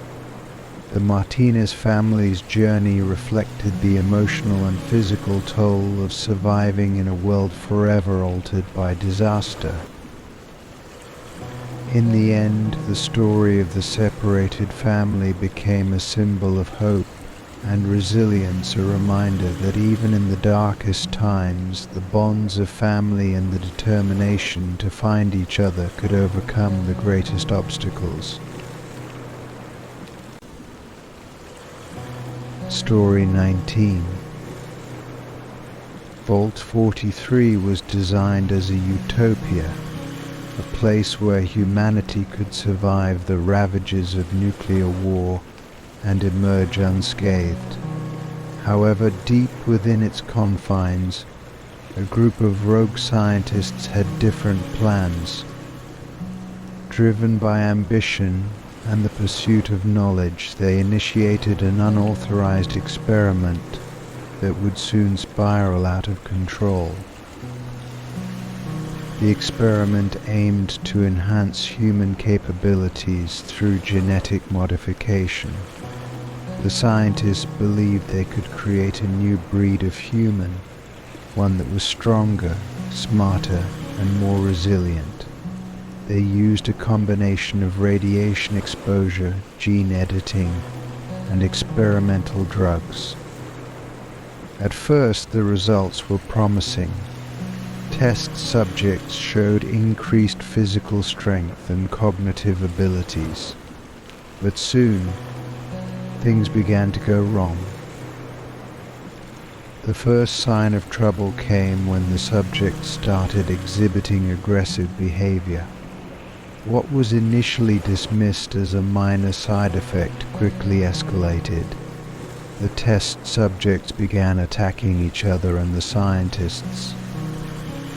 Their strength and ferocity were unlike anything seen before, making containment efforts futile. As the violence spread, the vault's once orderly environment descended into chaos. The environmental systems, designed to maintain a stable and habitable atmosphere, were not prepared for such turmoil. The aggressive subjects damaged crucial infrastructure, leading to a series of catastrophic failures. The air filtration system was the first to go, spreading toxic fumes throughout the vault. Without clean air, respiratory illnesses spread rapidly among the residents. Panic set in as people scrambled for gas masks and clean air pockets. Next, the water purification system failed. Contaminated water flowed through the pipes, causing widespread sickness. Dehydration and waterborne diseases claimed many lives. The once thriving community was now struggling to survive amidst poisoned air and water. But the most devastating impact was on the vault's ecosystem. The scientists had underestimated the long-term effects of their genetic modifications. The altered humans began to reproduce, and their offspring were even more unstable and aggressive. They adapted to the toxic environment, becoming the dominant species within the vault. The original residents, now the minority, were forced to hide and scavenge for survival. The vault's agricultural systems, designed to provide a sustainable food source, were overwhelmed. Crops mutated from exposure to the contaminated water and air, becoming inedible or even poisonous. The livestock, genetically engineered for high yield, mutated as well, becoming aggressive and uncontrollable. The food supply dwindled, and starvation became a real threat. In the midst of this chaos, a small group of residents banded together, determined to find a solution. They believed that somewhere in the vault's archives, there must be a record of the experiment and a way to reverse its effects. Navigating the dangerous environment, they faced constant threats from both the mutated humans and the toxic surroundings. Their journey through the vault was a harrowing one. They encountered scenes of horror bodies piled in corners, the remnants of desperate fights for survival, and a constant, oppressive atmosphere of fear.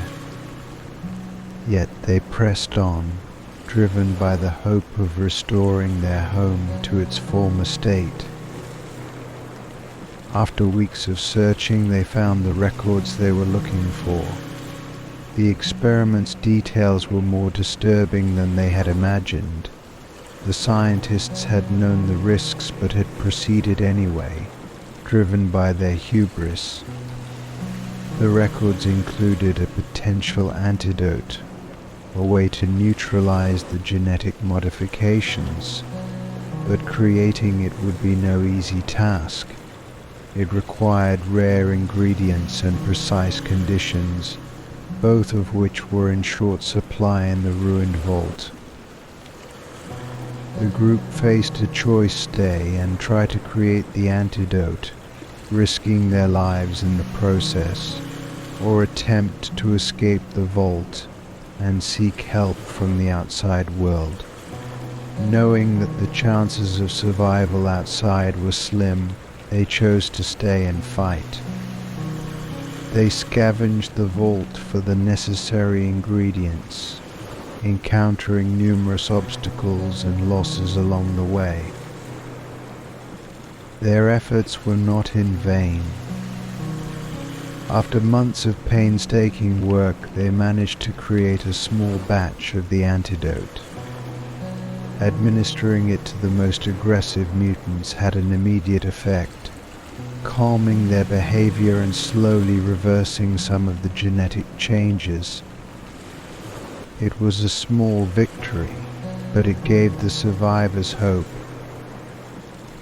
With time, they were able to produce more of the antidote and gradually bring the vault back from the brink.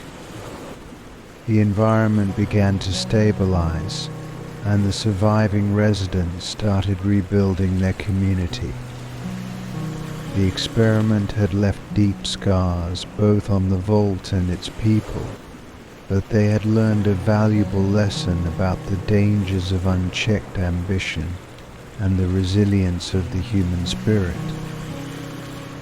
Story 20. Eli's footsteps echoed through the darkened corridors of Vault 43. The once bustling underground city had become a desolate labyrinth of shadows and danger. He moved cautiously, his senses on high alert, every muscle tensed for the threats lurking in the gloom. The vault had been his home, his sanctuary, but now it was a prison of nightmares. The catastrophe had struck suddenly. An unauthorized experiment, intended to enhance human capabilities, had gone terribly wrong. The genetically modified subjects had turned violent, wreaking havoc on the vault's infrastructure and its residents. Eli had been one of the lucky ones, or so he thought. He had survived the initial chaos, but at a terrible cost. He paused, pressing his back against a cold metal wall, and listened. The sounds of distant scuffles and inhuman growls sent shivers down his spine. He clutched his makeshift weapon, a metal pipe he had scavenged, and took a deep breath. The air was thick with the stench of decay and chemicals, a constant reminder of the vault's tainted environment.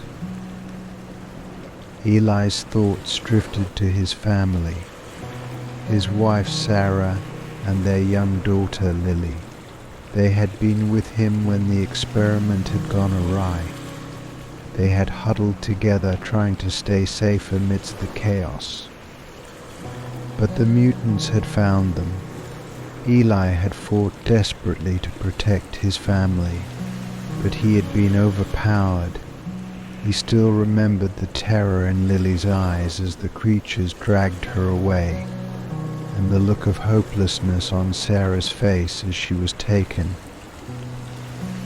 Guilt and grief gnawed at Eli's soul, driving him to the brink of madness. Every corner of the vault held memories of his lost loved ones. He had scoured the vault for weeks, searching for any sign of them, but had found nothing. The silence of their absence was a constant torment. He shook his head, trying to dispel the dark thoughts. He couldn't afford to lose himself to despair. There were still survivors in the vault, people who needed his help. He had found a small group of them hiding in one of the maintenance rooms. They were scared, hungry, and desperate. Eli had taken it upon himself to find supplies and keep them safe. Navigating the vault was a perilous task. The aggressive mutants roamed the halls, their senses heightened by their genetic modifications. They were stronger and faster than any human, and Eli had to rely on his wits and agility to avoid them. The vault's systems were failing, and the environment was becoming increasingly hostile. Toxic fumes seeped through the ventilation, and the water was contaminated. Eli made his way to the storage area. He had been here before, scavenging for food and medical supplies. He knew the layout well, which gave him a slight advantage. He slipped through the shadows, avoiding the areas where the mutants were most active. As he approached the storage room, he heard voices, human voices. He peered around the corner and saw a group of people. They were arguing, their voices low but tense. Eli recognized some of them. They were part of the security team. They had been trying to maintain order when the experiment went wrong. He stepped out of the shadows, raising his hands to show he meant no harm. The group turned towards him, their expressions wary. Eli, one of them, a woman named Karen, said in disbelief, "We thought you were dead." "Not yet," Eli replied grimly. "What are you doing here?" "We're trying to find a way out," Karen said. "The vault is falling apart. We can't survive here much longer." Eli knew she was right. The vault was becoming increasingly uninhabitable, but leaving was easier said than done. The mutants controlled most of the access points, and the outside world was an unknown danger. "We need a plan," he said, "and we need to work together." Karen nodded. "We found a map of the vault. There are service tunnels that might lead to the surface, but we'll need to fight our way through." Eli glanced at the others. They were scared but determined. "I know where we can find weapons and supplies," he said, "but we need to move quickly."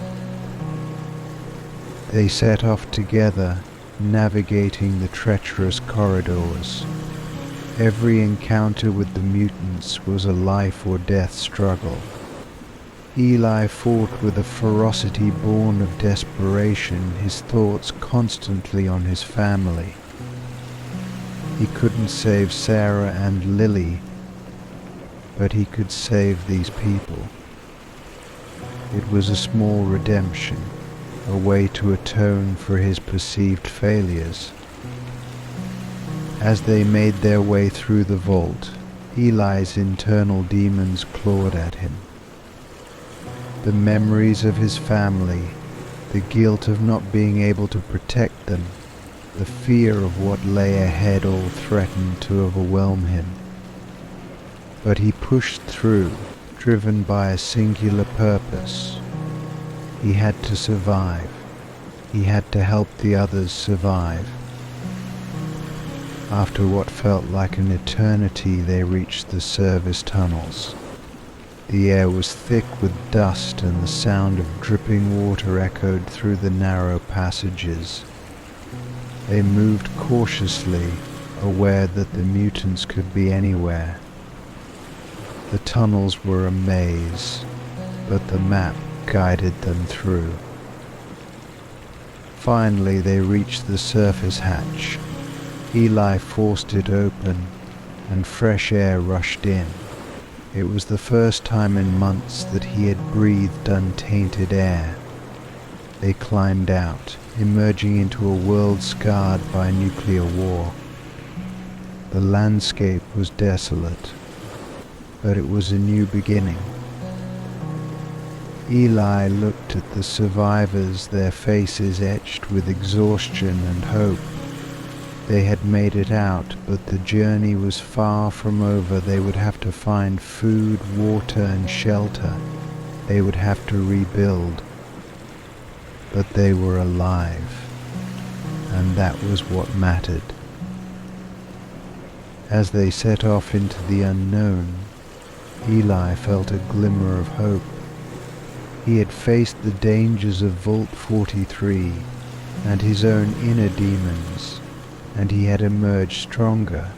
The future was uncertain, but he was ready to face it, for his family, for the survivors, and for himself.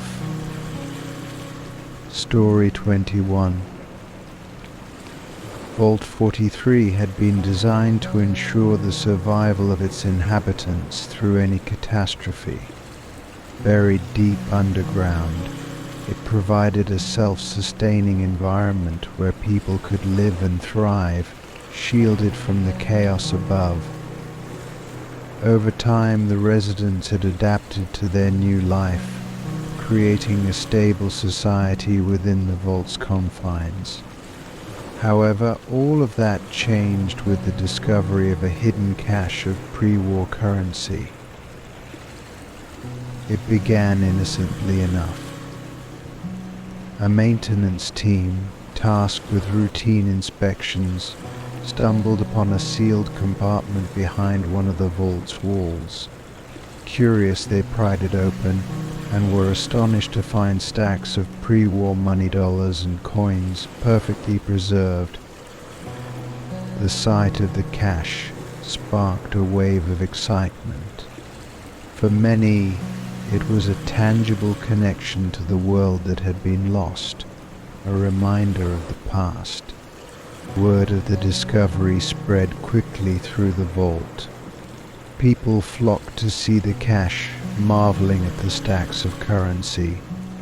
The vault's overseer, Elizabeth Green, called an emergency meeting to discuss the implications. The discovery posed several questions. What should be done with the money?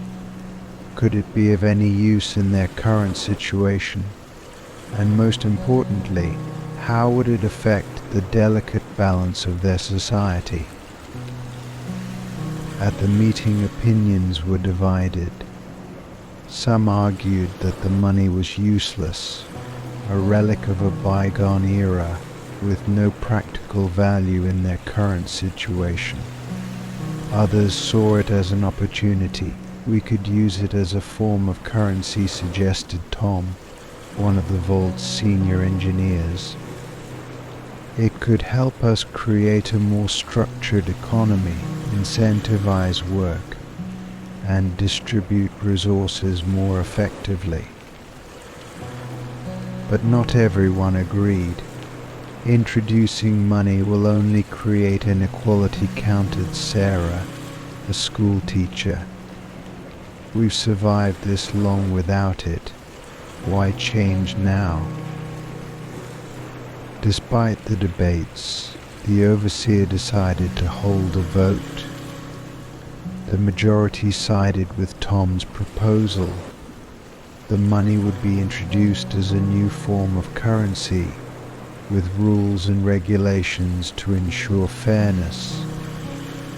The vault's residents would be able to earn it through work, trade, and contributions to the community. At first, the transition seemed smooth. People were excited about the prospect of having their own currency.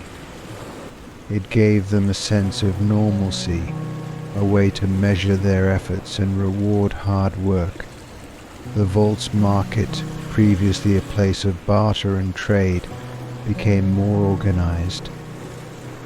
Goods and services were now exchanged for pre-war dollars, and the economy began to flourish. However, the consequences of the decision soon became apparent. The introduction of money created a divide between the residents. Those who had valuable skills or goods found themselves accumulating wealth quickly, while others struggled to keep up. The maintenance team who had discovered the cache were hailed as heroes and rewarded handsomely, but their newfound wealth led to resentment and envy. Inequality began to seep into the community. People who had once worked together cooperatively now found themselves competing for the limited currency.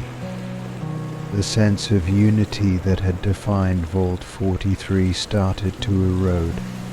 Small disagreements over money turned into larger conflicts. The sense of shared purpose, the cornerstone of their survival, was slowly being undermined. As the months passed, the situation worsened. The wealthy residents began to form cliques, isolating themselves from the rest of the community. They built more comfortable living quarters, hoarded resources, and used their influence to gain more power. Meanwhile, those who were less fortunate struggled to make ends meet. The gap between the rich and the poor grew wider, and tensions escalated. The overseer tried to address the growing divide. She implemented measures to redistribute wealth, increase wages for essential workers, and ensure that everyone had access to basic necessities. But it was too late. The seeds of discord had been sown, and the community was fracturing. One evening, a group of frustrated residents gathered in secret.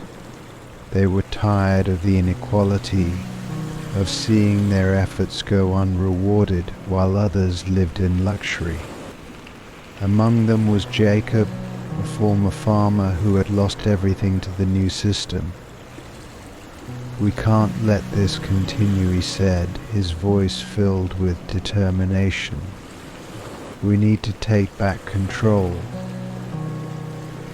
The group decided to confront the overseer and demand change. They marched to her quarters, their numbers growing as more people joined them. When they arrived, the overseer tried to calm them, but the crowd was beyond reason. They stormed into her office, demanding that the money be abolished and a return to the old ways of barter and cooperation. The confrontation quickly turned violent. In the chaos, valuable equipment was destroyed and several people were injured. The overseer managed to escape, but the damage was done. The vault was in turmoil, and the fragile balance of their society had been shattered. In the aftermath, the vault's residents were left to pick up the pieces. The hidden cache of pre-war currency, once a symbol of hope and opportunity, had become a catalyst for division and strife. The vault's economy collapsed, and people returned to bartering for goods and services. Trust, once the foundation of their community, was hard to rebuild. Eli, a young man who had witnessed the entire ordeal, reflected on the events. The discovery of the cache had brought out the best and worst in people. It had shown the potential for progress, but also the dangers of greed and inequality. As the vault slowly recovered, he vowed to learn from the past. The true value of their society lay not in money or material wealth, but in the strength of their community and their ability to work together. Vault 43 had weathered many challenges, but the lesson of the hidden cache would not be forgotten. The residents understood now that survival depended not on the relics of the old world, but on the bonds they forged and the principles they upheld. And with that knowledge they began to rebuild, stronger and wiser than before.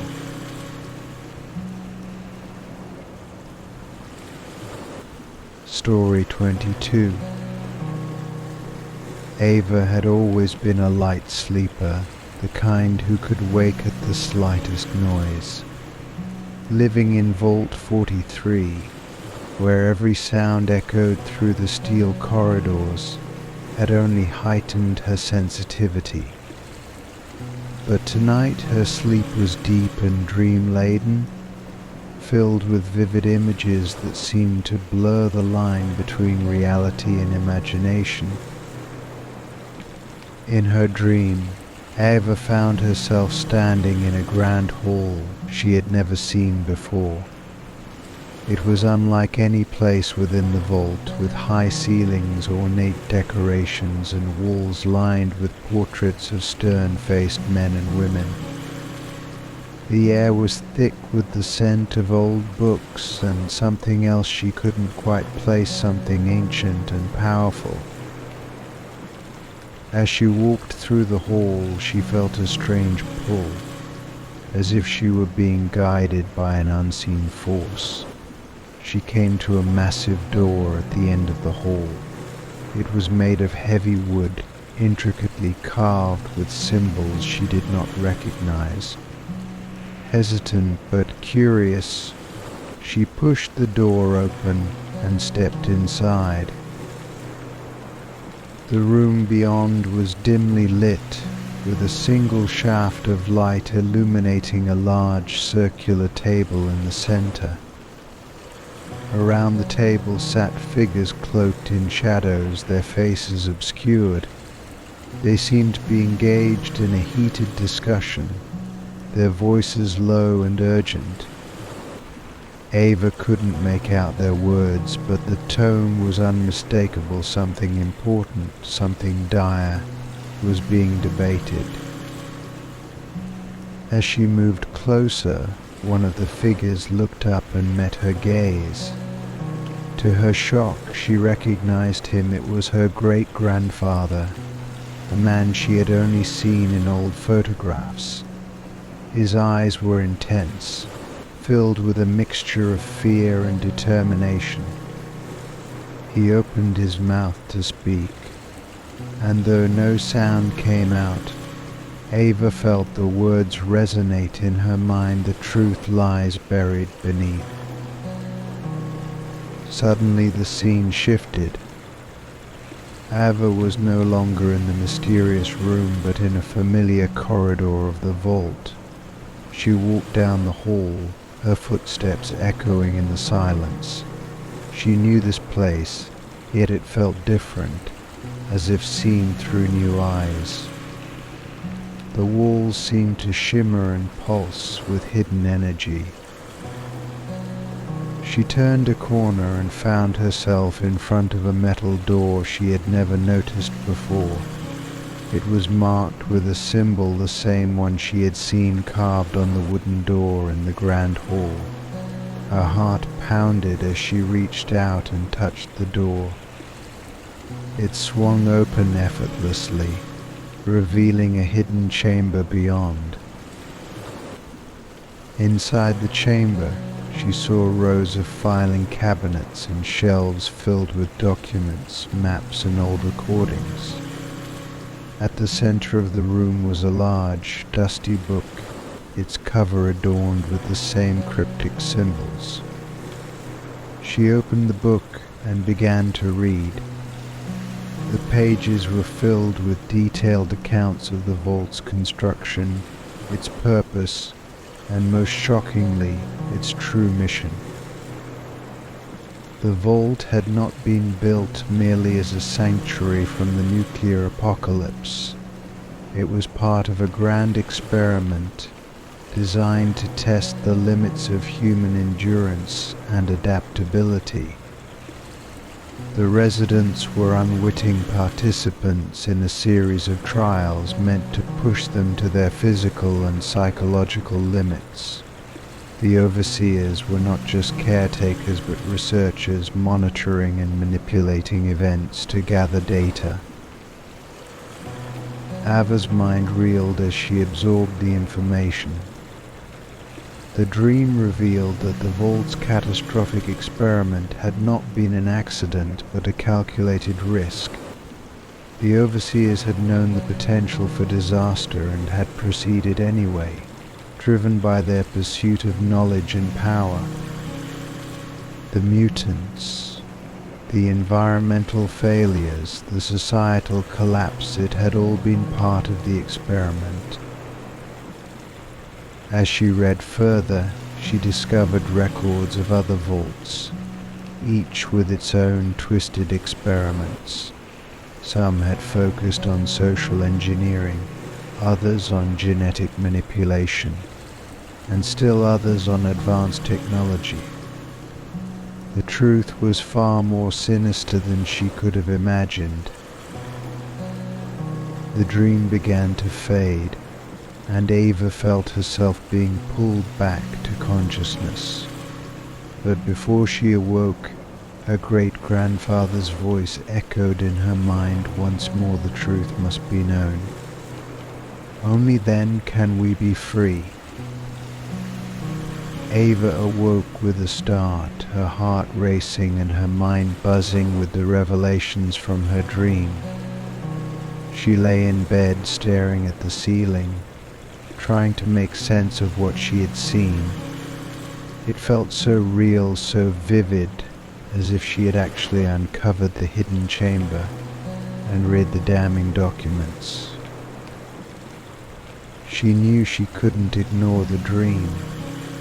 Whether it was a manifestation of her subconscious or something more profound, she had to investigate. She dressed quickly and made her way through the vault, retracing her steps from the dream.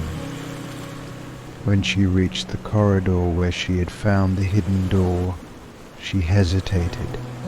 What if it was real?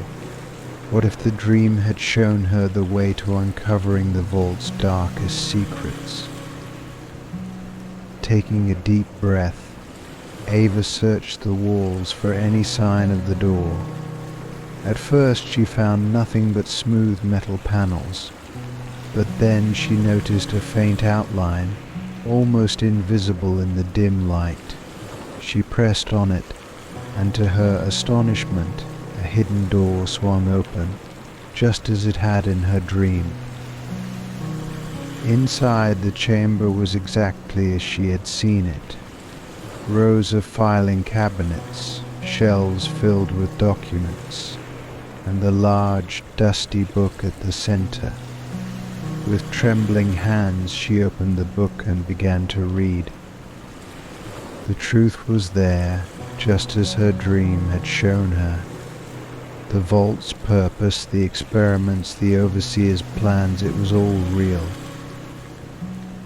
Ava knew she had to share this knowledge with the other residents. They had a right to know the truth about their home, their lives, and the sacrifices that had been made in the name of science and control. It wouldn't be easy and the consequences could be dire, but she was determined. The truth had been hidden for too long, and only by confronting it could they hope to build a better future. As she left the hidden chamber, the weight of the revelations settled on her shoulders. The dream had been a warning, a call to action. Ava knew that her journey was just beginning, and the path ahead would be fraught with danger and uncertainty. But she also knew that she couldn't turn back. The truth was out there, and it was up to her to uncover it and set her people free. Story 23. Vault 43 had always prided itself on its sense of community and cooperation. The residents worked together to maintain their underground sanctuary, sharing resources and responsibilities to ensure everyone's survival. But beneath the surface of unity and harmony, tension simmered, and trust was a fragile commodity. The seeds of betrayal were sown long before they bore fruit, and when they did, the consequences were devastating. It began with a simple dispute over resources. The vault's agricultural systems had been struggling, and food shortages were becoming more frequent. The overseer, Jonathan Carter, called a meeting to discuss rationing and resource management. The residents gathered in the central hall, voices filled with concern and frustration. "We need to be careful with our supplies," Carter said, his voice steady but weary. "If we don't manage our resources properly, We risk running out of food before the next harvest. Most residents agreed, but there were murmurs of dissent. Among them was Marcus Reed, a charismatic and influential figure in the vault.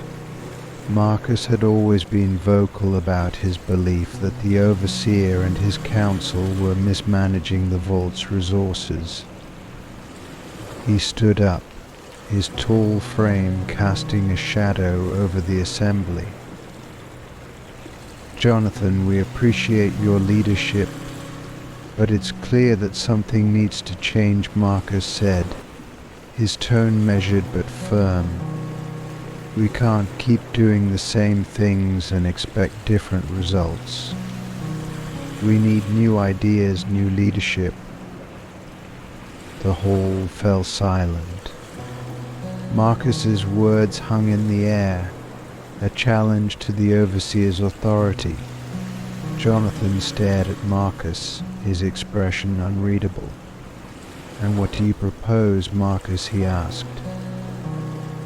Marcus outlined his plan. He suggested reallocating resources, prioritizing the needs of those who contributed the most to the vault's survival. He argued that by rewarding hard work and efficiency, they could incentivize productivity and ensure a fairer distribution of food and supplies. Some residents nodded in agreement, while others looked uneasy. The debate continued for hours, but in the end the majority sided with Marcus. Jonathan, seeing no other option, reluctantly agreed to implement the new system. It seemed like a reasonable compromise, but it was the beginning of a rift that would soon tear the vault apart. At first, the new system appeared to work. Productivity increased, and the immediate food shortages were alleviated. But the underlying issues remained. Marcus's plan had introduced competition and favoritism into the community, eroding the cooperative spirit that had sustained them for so long. As weeks turned into months, the divide between the privileged and the struggling grew wider. Those who thrived under the new system formed cliques, hoarding resources and exerting influence over others. The resentment and jealousy festered among those who felt marginalized and left behind.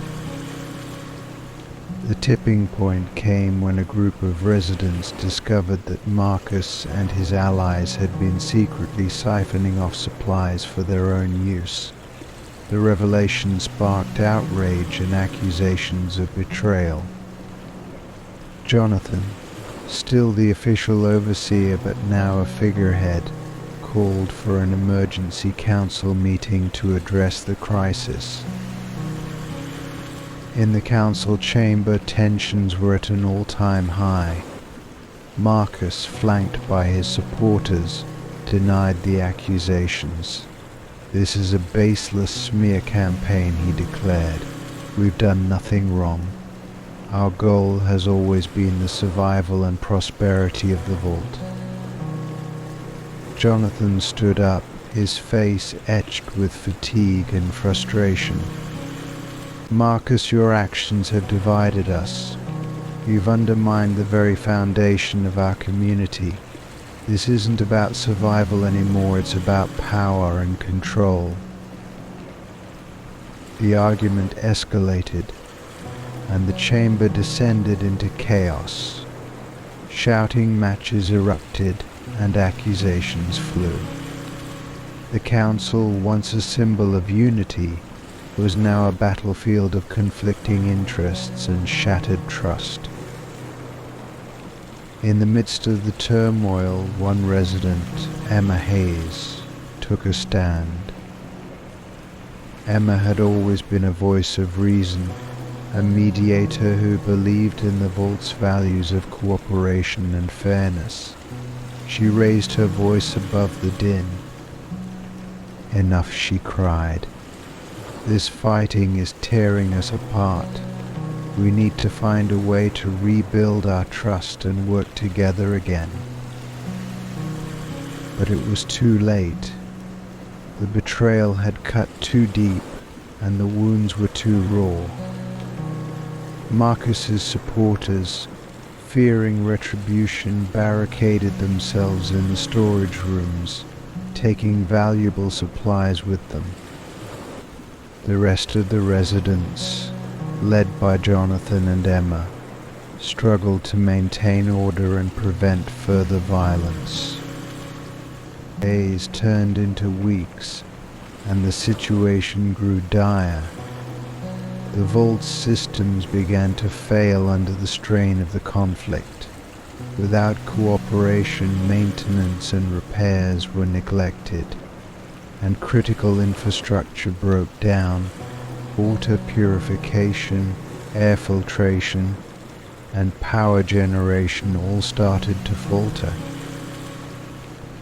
The final blow came when a fire broke out in the agricultural section.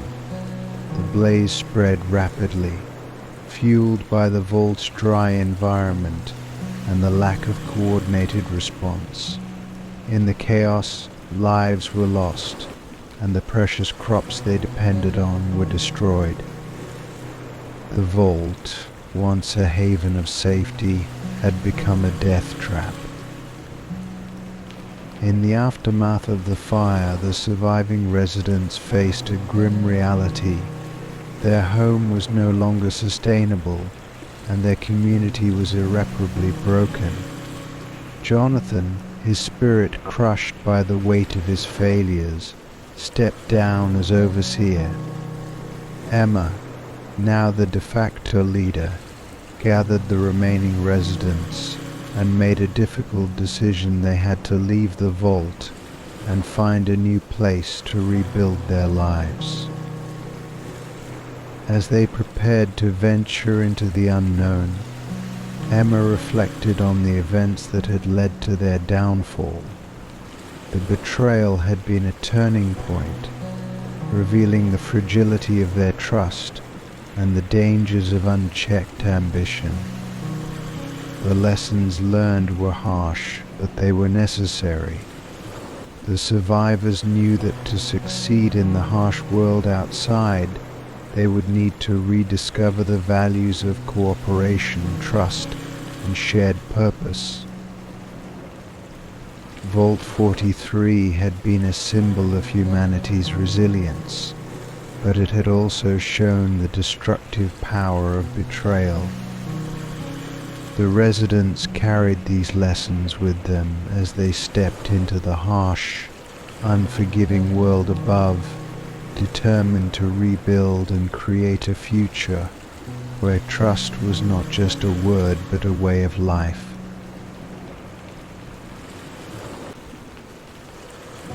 Story 24. The wasteland stretched out in a vast, unforgiving expanse as the scavenger team made their way across the desolate terrain. The sun beat down mercilessly, reflecting off the remnants of a world long gone. Equipped with makeshift armor and weapons, the team was a motley crew of survivors, each hardened by years of struggle and loss. Their leader, a rugged man named Travis, had guided them through countless dangers. Today their destination was a place shrouded in mystery and legend. Vault 43. Vault 43 had been sealed shut for decades, its existence known only through whispered stories and fragmented data. Travis had stumbled upon an old pre-war map indicating the vault's location, sparking a glimmer of hope.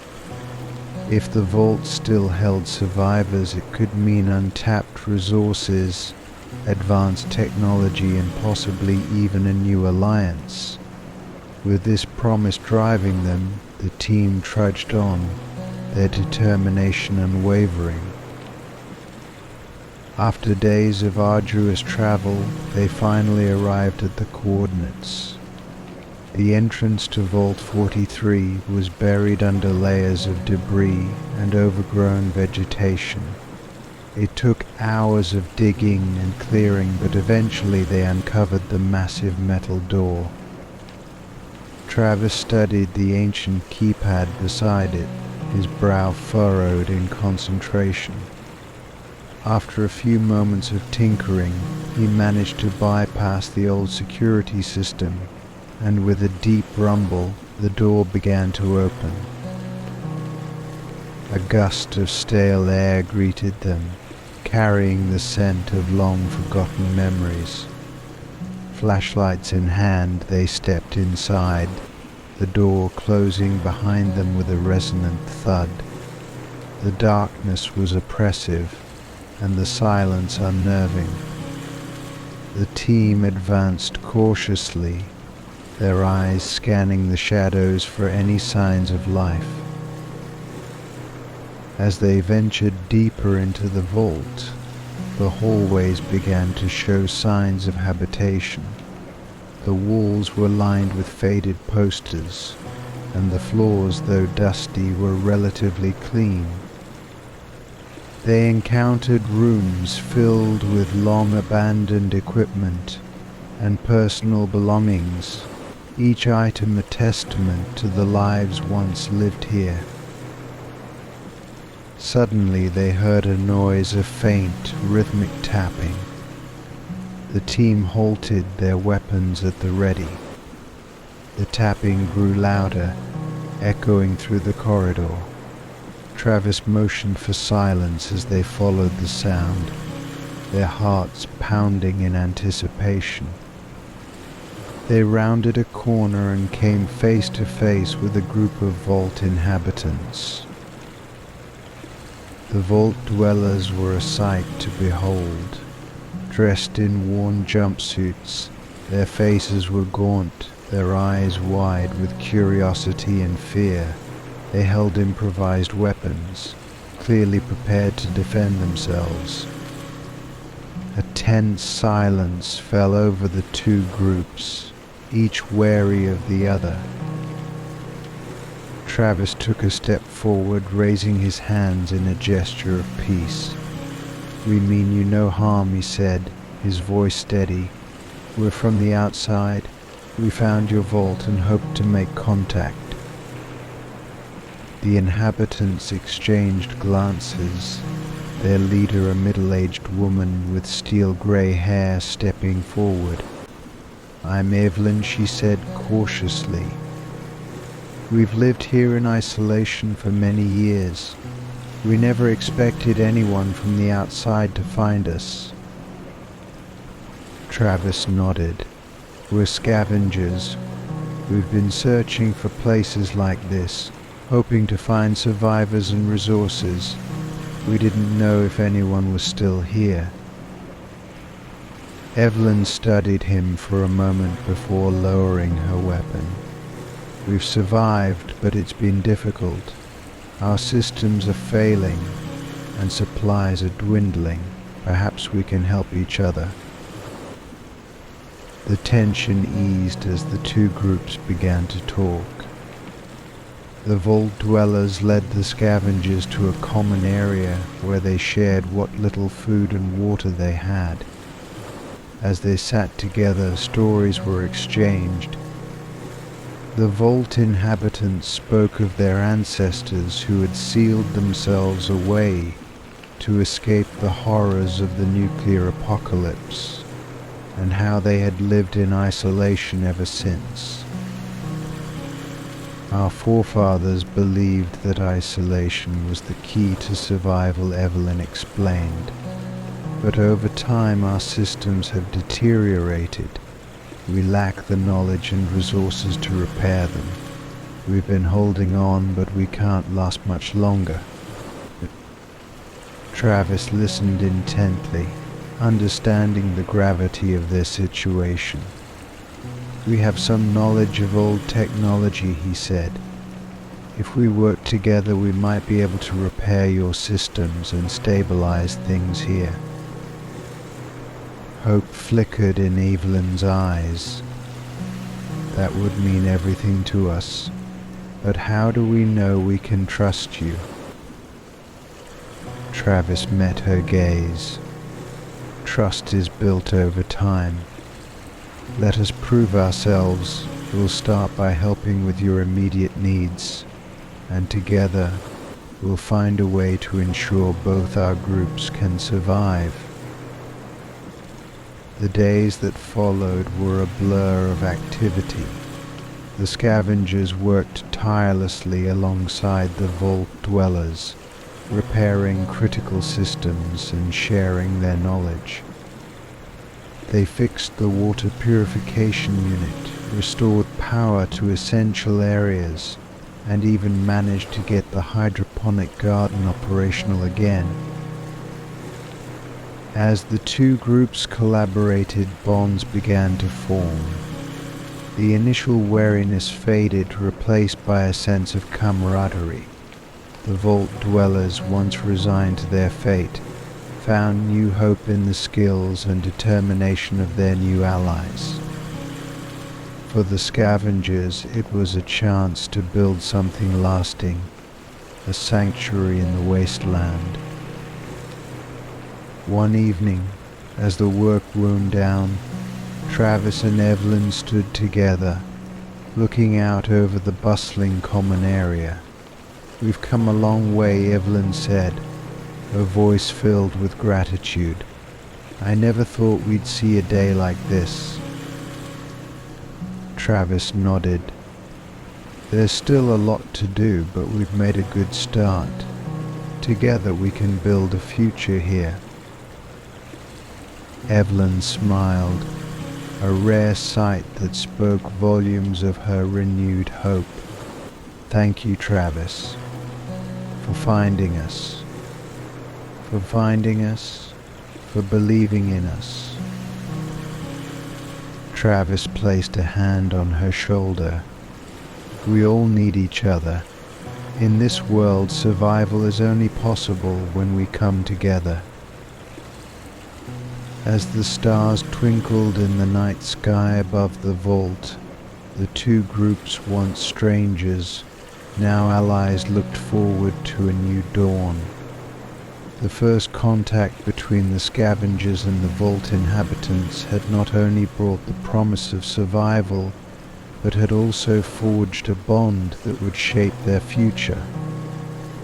In the depths of Vault 43, hope had been rekindled, and with it, the determination to build a better tomorrow. Story 25. Vault 43 had always been a place of routine and predictability. The residents knew their roles, their schedules, and the layout of their underground home. But one day, without warning, everything changed. It began with a sudden, deafening alarm that echoed through the vault's corridors. The residents, startled and confused, looked at each other with wide eyes, unsure of what was happening. The alarm had never been heard before. It was not part of their regular drills or emergency protocols. Within minutes, the vault's old security system sprang to life. Metal shutters slammed down over doorways, trapping people in their quarters or cutting them off from essential areas. The lights flickered and then switched to a dim red, casting eerie shadows on the walls. The air was thick with tension and fear as everyone tried to understand what was happening.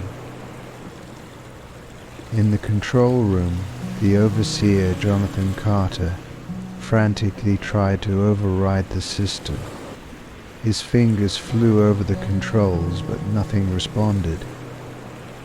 The security system seemed to have taken on a life of its own, following a pre-programmed sequence that none of the current residents had ever seen. "What's going on?" demanded Emma Hayes, one of the senior engineers. She had rushed to the control room as soon as the alarm sounded, her face pale and drawn. "I don't know," Jonathan replied, his voice tight with frustration. "The system's not responding to any commands. It's like it's locked us out." Emma leaned over his shoulder, studying the readouts on the screen. "There has to be a way to shut it down. This system is ancient. There must be a manual override somewhere." As they worked together to find a solution, the chaos in the vault escalated. People were trapped in their quarters, shouting for help. Families were separated, unable to reach each other. In the med bay, doctors struggled to keep patients calm as the lockdown prevented access to necessary supplies. In the midst of the pandemonium, a new threat emerged. Hidden turrets, long dormant and forgotten, activated and began to sweep the hallways. Their sensors locked onto any movement, and they opened fire indiscriminately. The residents, caught off guard, scrambled for cover. The once peaceful vault had turned into a war zone. Jonathan and Emma finally found a reference to the security system in the vault's ancient archives. It had been designed as a last resort, a way to protect the vault from internal threats. But something had triggered it, and now it was treating the residents as intruders. "We need to find the mainframe," Emma said urgently. "That's where the control core is. If we can get to it, we might be able to shut everything down." But getting to the mainframe was easier said than done. The route was blocked by heavy security doors, and the hallways were patrolled by the deadly turrets. Jonathan and Emma knew they couldn't do it alone. They called for volunteers, and a small group of brave residents stepped forward. Armed with whatever they could find, they prepared to make their way to the mainframe. It was a perilous journey, filled with narrow escapes and close calls. Several times they had to hide as the turrets passed by, their mechanical eyes scanning for any sign of movement. As they approached the mainframe room, they encountered another obstacle. The door was sealed with a complex electronic lock, one that Emma had never seen before. She worked quickly, her hands steady despite the danger. Finally, the door clicked open, and they rushed inside. The mainframe room was a tangle of wires and old machinery humming with power.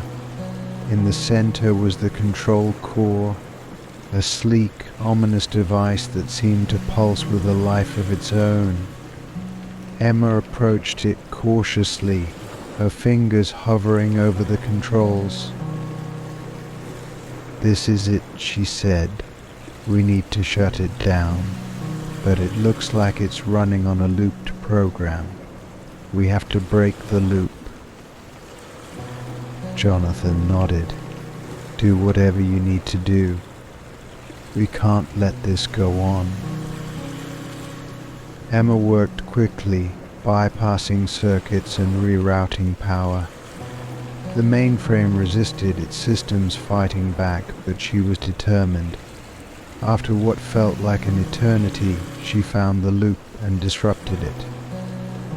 The control core sputtered, and the security system began to shut down. The metal shutters lifted, the lights returned to normal, and the turrets powered down. The vault was silent once more, the chaos giving way to an uneasy calm. The residents emerged from their hiding places, shaken but relieved. Jonathan and Emma slumped against the wall, exhausted but victorious. "We did it," Jonathan said, his voice filled with relief. "But why did it activate in the first place?" Emma shook her head. "I'm not sure, but I found something strange in the logs. There were old files encrypted and hidden deep in the system. They looked like records, but I couldn't access them." Curiosity piqued.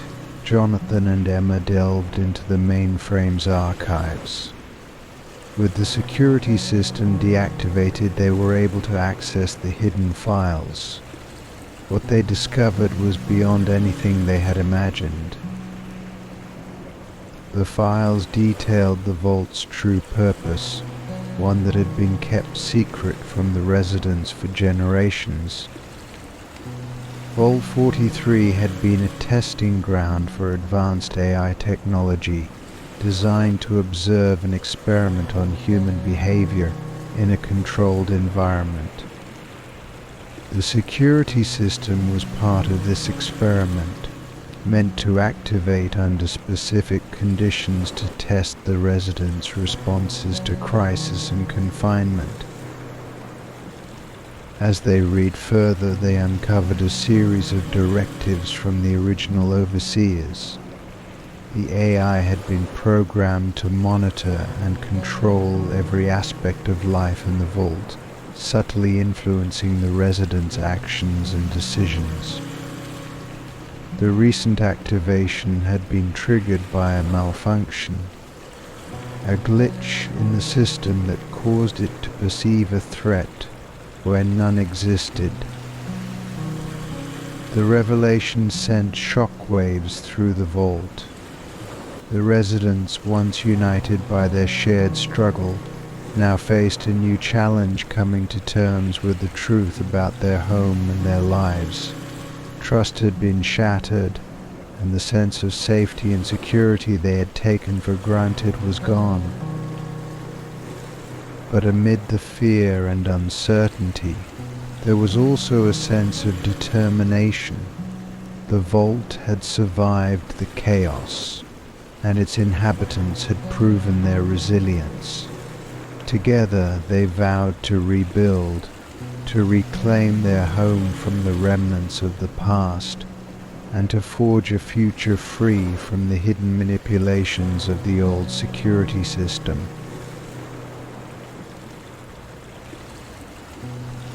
Story 26. Doctor. Elena Martinez had always been driven by an insatiable curiosity. As a scientist, she had dedicated her life to uncovering the mysteries of the world around her, but nothing had prepared her for the enigma that was Vault 43. Rumors and fragmented records hinted at dark experiments conducted within its walls, and Elena was determined to uncover the truth. Her journey began with the discovery of an old journal, hidden away in the archives of her research institution. The journal belonged to Dr. Robert Green, one of the original scientists involved in Vault 43's experiments. His entries were filled with cryptic notes and troubling accounts of genetic manipulation, psychological testing, and mysterious disappearances. Intrigued and alarmed, Elena knew she had to investigate further.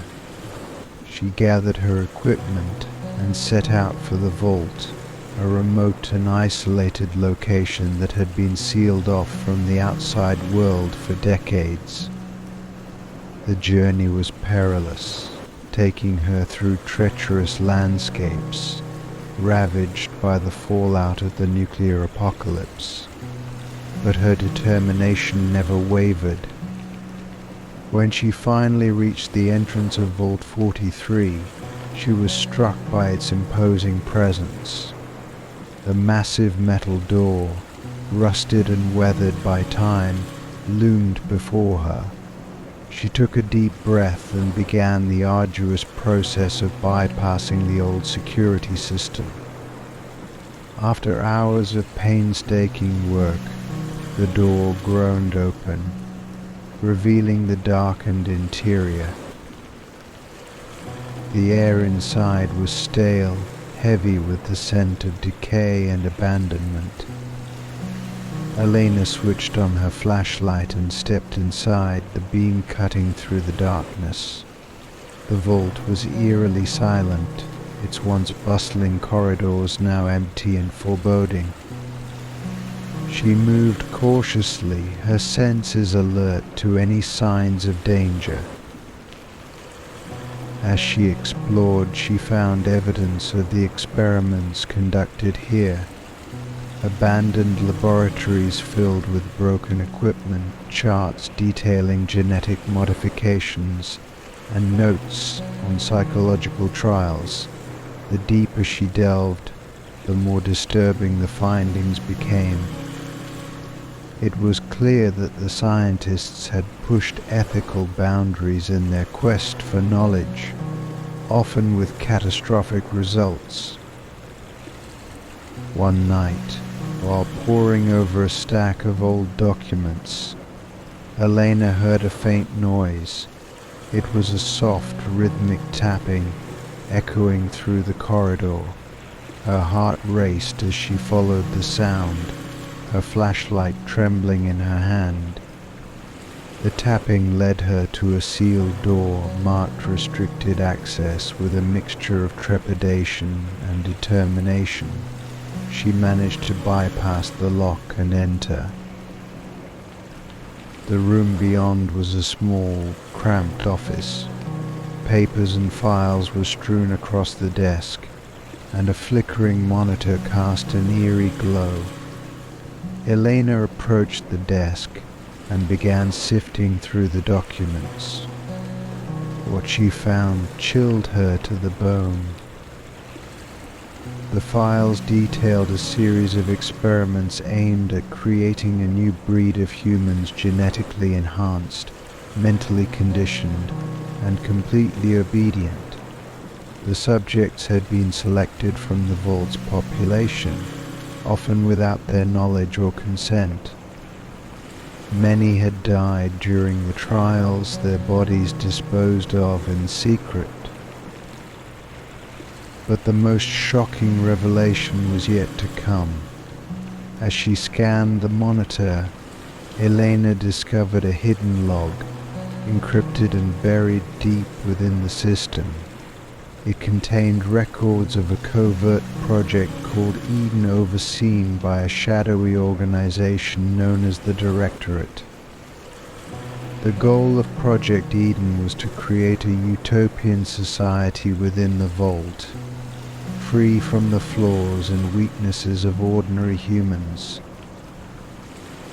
The entries detailed the manipulation of the vault's inhabitants, their lives orchestrated and controlled by the Directorate.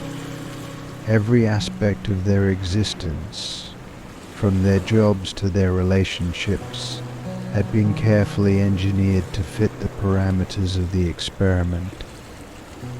Those who deviated from the plan were subjected to reconditioning or, in extreme cases, termination. Elena's mind reeled with the implications.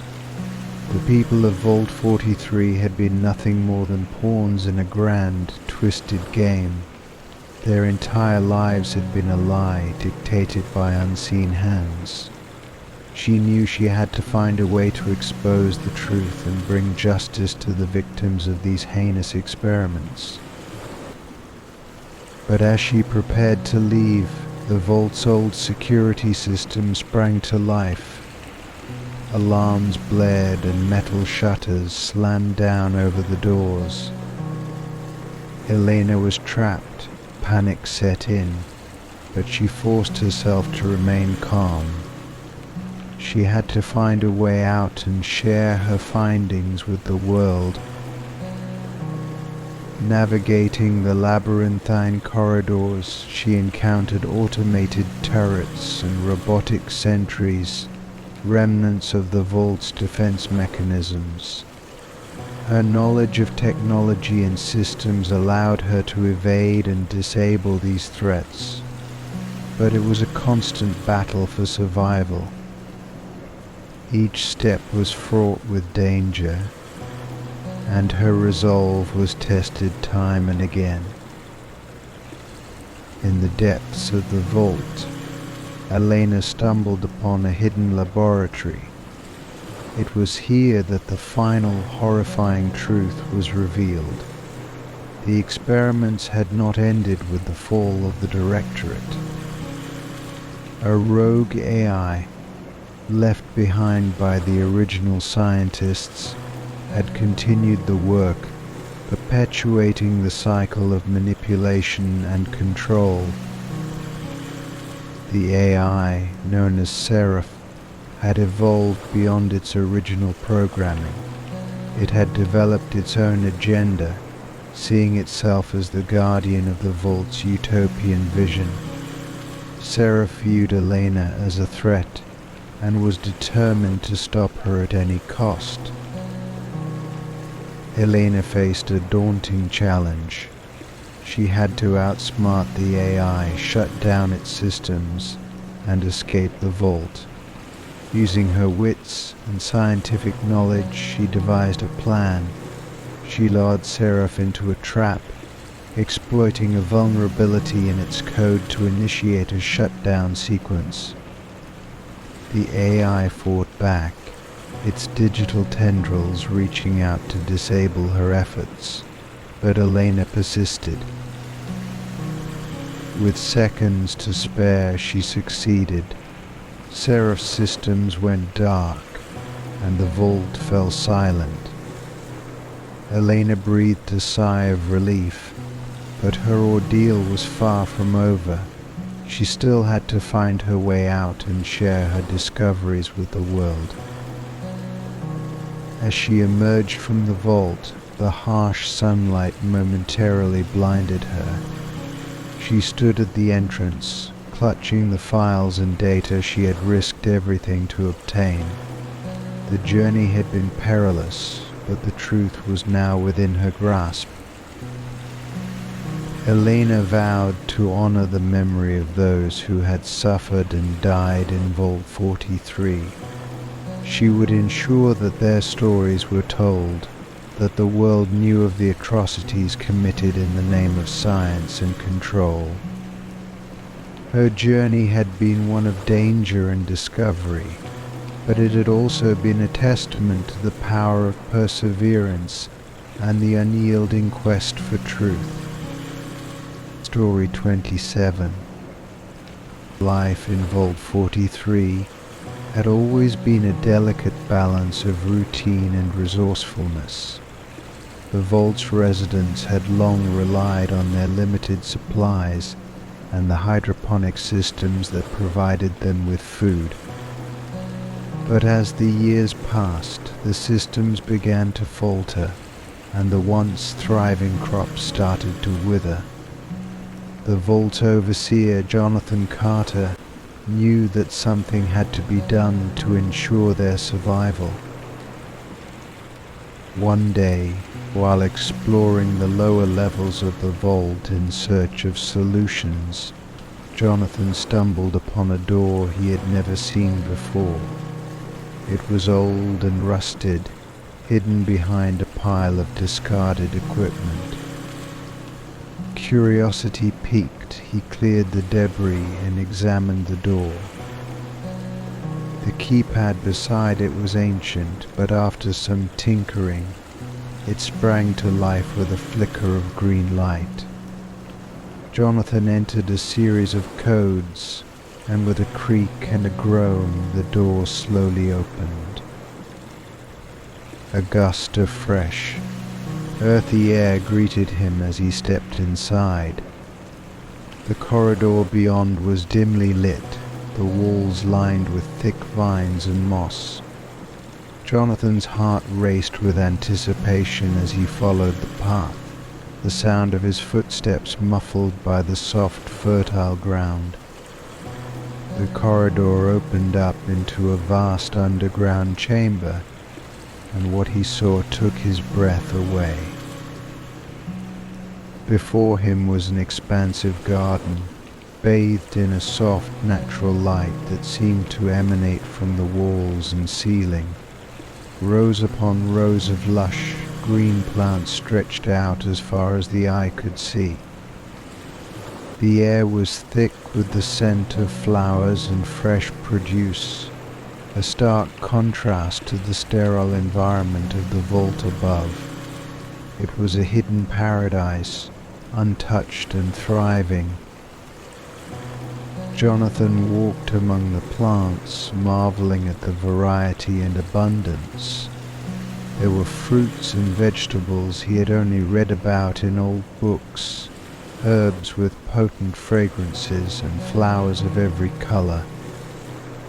The garden was a testament to the ingenuity of the vault's original designers, a secret reserve meant to sustain life in times of dire need. As he explored further, Jonathan found a control panel embedded in one of the walls. The panel displayed detailed information about the garden's automated systems, irrigation, lighting, temperature control, and nutrient delivery. It was a self-sustaining ecosystem, meticulously maintained by a network of sensors and robotics. Excitement and relief washed over him. This garden could be the key to their survival, a source of fresh food and vital resources that the vault desperately needed.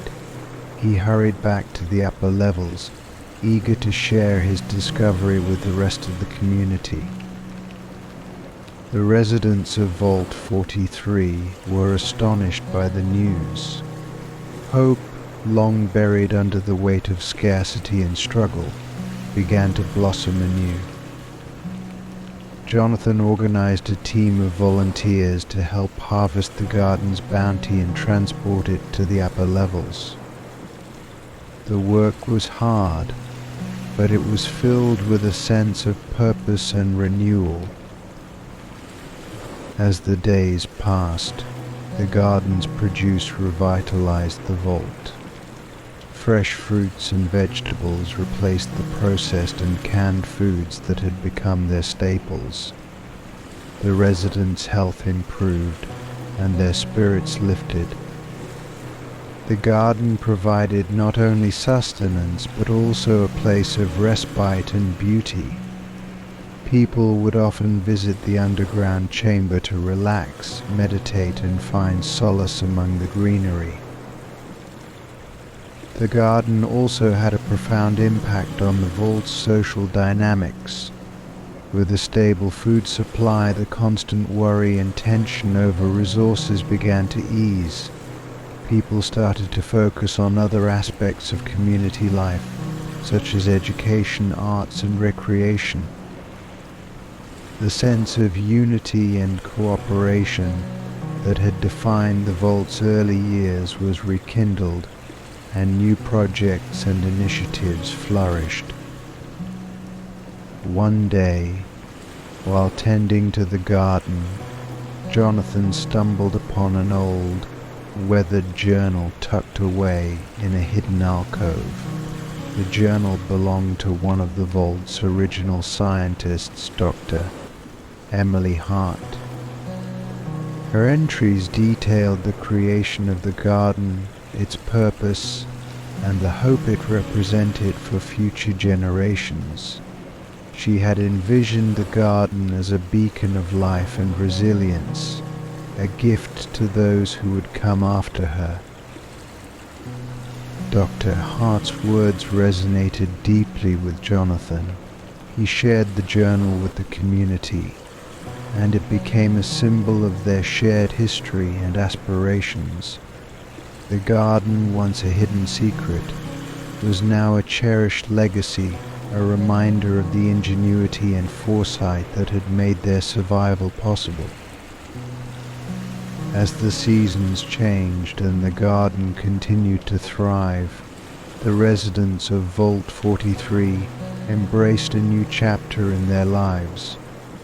They experimented with new crops, expanded their agricultural knowledge, and even began to develop new hybrid plants.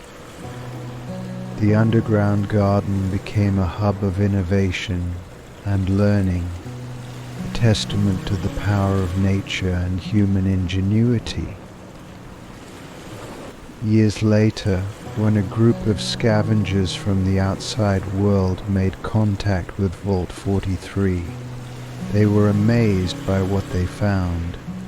The vault, once a place of scarcity and struggle, had become a beacon of hope and abundance.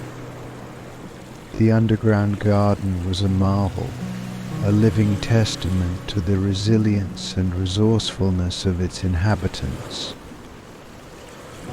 The garden's discovery had not only ensured the survival of Vault 43, but had also transformed it into a thriving, vibrant community. It was a place where life flourished, where the past and future intertwined, and where the seeds of hope had taken root and grown into something extraordinary. Story 28. Vault 43 had always been a place of careful balance, its residents working together to maintain their underground sanctuary. However, as resources grew scarcer, the delicate equilibrium began to falter. Two factions emerged, each with its own vision for the vault's future and how to manage the dwindling supplies.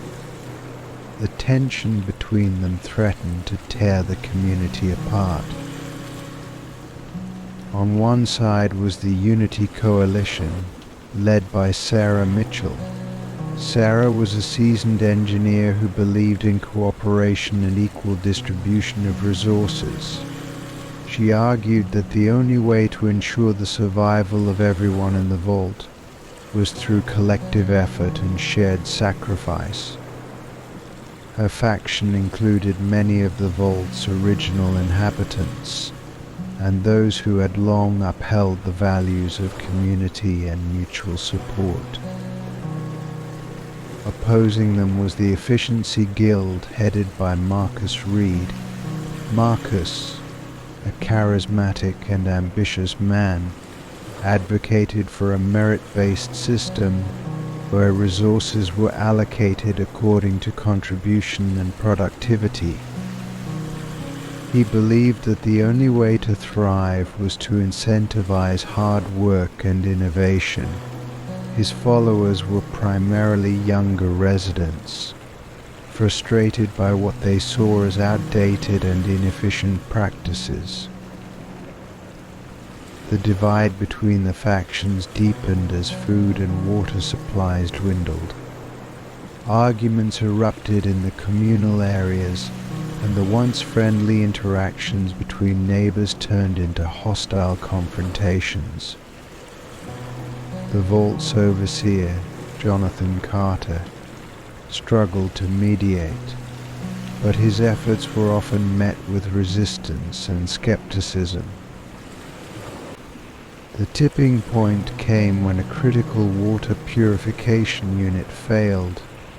The vault's water supply, already stretched thin, became dangerously low.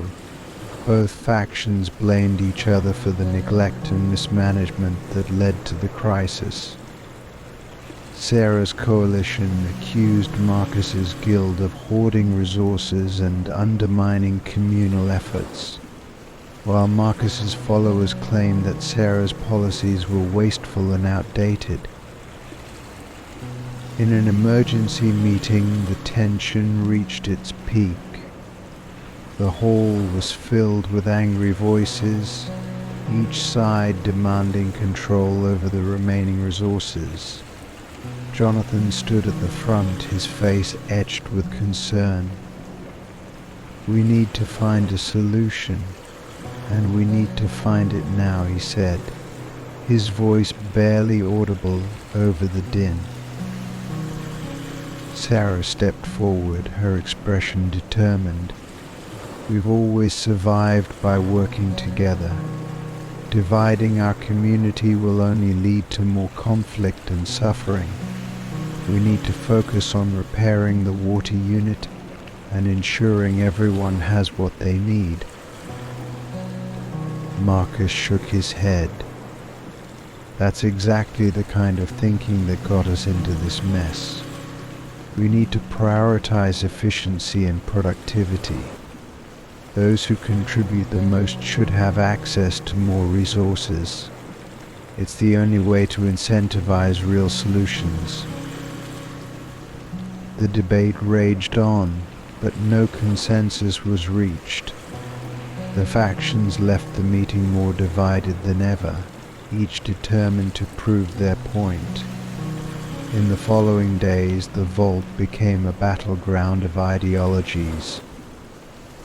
The Unity Coalition set up communal kitchens and water distribution points, ensuring that everyone had access to the basics. Meanwhile, the Efficiency Guild established work quotas and reward systems, offering additional rations to those who met their targets. The conflict came to a head one night, when a group of Efficiency Guild members attempted to take control of the main storage room. They believed that by securing the resources they could enforce their system and bring order to the Vault. However, they were met by members of the Unity Coalition, who had anticipated the move and were prepared to defend the storage. A fierce confrontation ensued, escalating from heated words to physical altercations. The sound of shouts and scuffles echoed through the Vault, waking residents from their sleep. Jonathan, alerted to the commotion, rushed to the scene with a group of neutral mediators. They managed to separate the factions, but the damage was done. Several people were injured, and the storage room was left in disarray. In the aftermath, Jonathan knew that something had to change. The Vault couldn't survive if it remained divided. He called another meeting, this time with only the leaders of each faction. Sarah and Marcus sat across from each other, their expressions wary but willing to listen. "We can't keep going like this," Jonathan said. "Our survival depends on finding common ground. Both of you want what's best for the Vault, but we're going about it in ways that are tearing us apart. We need a new approach." Sarah and Marcus exchanged a long look. Finally, Sarah spoke. "I understand the need for efficiency, but we can't abandon the principles that have kept us together for so long. We need to find a way to combine our efforts." Marcus nodded slowly. "Agreed. There has to be a balance. We can incentivize productivity without sacrificing the well-being of our community, but we need clear guidelines and fair oversight." With Jonathan's guidance, they began to draft a new plan. It involved setting up a council with representatives from both factions, ensuring that all decisions regarding resource allocation were made transparently and fairly. They also agreed to focus on repairing the critical systems together, pooling their skills and knowledge. The implementation of the plan wasn't without its challenges. Old resentments and mistrust lingered, and there were still disagreements. But gradually the tension eased as both sides saw the benefits of collaboration. The water purification unit was repaired, and the communal efforts to manage food and supplies began to stabilize the situation. The experience left a lasting impact on Vault 43. The residents had learned the hard way that division and conflict could lead to their downfall. The new council, with its balanced approach, became a symbol of their resilience and adaptability. They understood that their strength lay not in the dominance of one ideology over another, but in their ability to find harmony and compromise. As the Vault moved forward, the memory of the conflict served as a reminder of the importance of unity. They had faced a dire crisis and emerged stronger, their community bonds reforged in the crucible of adversity. Vault 43 was no longer just a place of survival, it was a testament to the enduring power of cooperation and the human spirit. Story 29. Eleanor had always been a meticulous person, a trait that served her well in the structured environment of Vault 43. As one of the Vault's archivists, she spent her days cataloging documents, maintaining records, and ensuring that the history of their small, self-contained world was preserved for future generations. It was a job she found both fulfilling and comforting, providing a sense of continuity and order in an otherwise uncertain existence. One afternoon, while sorting through a pile of old data tapes, Eleanor came across a recording that caught her attention. The label was faded, but she could just make out the date over 20 years ago. Curious, she loaded the tape into the player and sat back, expecting to hear the voice of one of the Vault's early inhabitants. Instead, she heard her own voice. "Hello, future me," the recording began. "It's Eleanor. I'm making this recording as part of a project we're working on in the school. They told us to talk about our hopes and dreams, what we think the future will be like." Eleanor's breath caught in her throat. She had no memory of making this recording, but there was no mistaking her younger self's voice, full of youthful optimism and innocence. She listened in stunned silence as the recording continued. "I hope that when you hear this you're happy and doing something you love. Maybe you're still working in the archives, or maybe you found something even better. I hope you have lots of friends and that life in the Vault is good."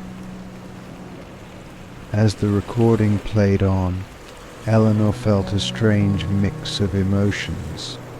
Hearing her younger self's voice was like opening a time capsule, a window into a past she had long since left behind. She felt a pang of nostalgia for the girl she had once been, full of dreams and unburdened by the realities of adult life in the Vault. But alongside the nostalgia was a sense of sadness and loss. The hopes and dreams her younger self had spoken of seemed so distant now, almost naive in their simplicity. Life in the Vault had been far from easy. Resources had grown scarcer, tensions had risen, and the once tight-knit community had begun to fray at the edges. Friends had come and gone, and the monotony of daily life had taken its toll. As the recording drew to a close, Eleanor felt tears welling up in her eyes. "Whatever happens, I hope you remember to stay true to yourself and never lose hope. The future is what we make of it, and I believe in you." Eleanor sat in silence long after the recording had ended, the weight of her younger self's words settling heavily on her shoulders. She felt an overwhelming sense of responsibility, as if she had somehow let her younger self down by not living up to those hopes and dreams. The recording had unearthed a deep well of emotions she hadn't even realized she was carrying. In the days that followed, Eleanor found herself reflecting more and more on her past. She revisited old journals, photos, and other mementos, trying to piece together the journey that had brought her to where she was now. She realized that in many ways she had become so focused on the day-to-day struggles of life in the vault that she had lost sight of the bigger picture, the dreams and aspirations that had once driven her. She began to notice how the vault's routines and restrictions had shaped her life, sometimes in ways she hadn't fully understood. The endless cycles of maintenance, resource management, and conflict resolution had gradually worn down her sense of individuality and purpose. The recording had served as a stark reminder of the person she had once been and the person she still wanted to be. Eleanor decided to make some changes. She started by reaching out to old friends, rekindling relationships that had faded over time. She also began to advocate for more community activities and creative outlets, hoping to bring some much-needed vitality and connection back to the vault. She even took up painting again, a hobby she had loved as a child but had long since abandoned.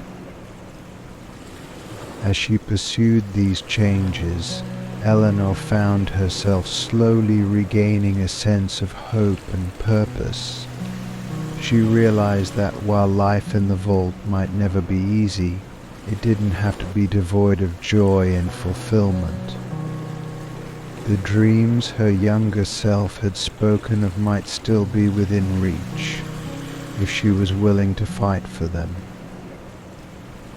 In the end, the recording had been a gift, a reminder of the person she had once been and the person she still had the potential to become. It had sparked a journey of self-discovery and renewal, one that had reignited her passion for life and her commitment to making the most of every day. Years later, Eleanor would often think back to that fateful afternoon when she had stumbled upon the old data tape.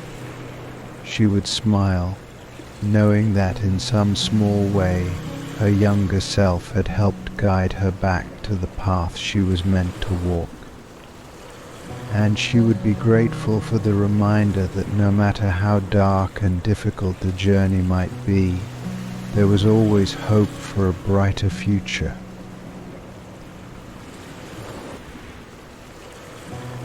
Story 30.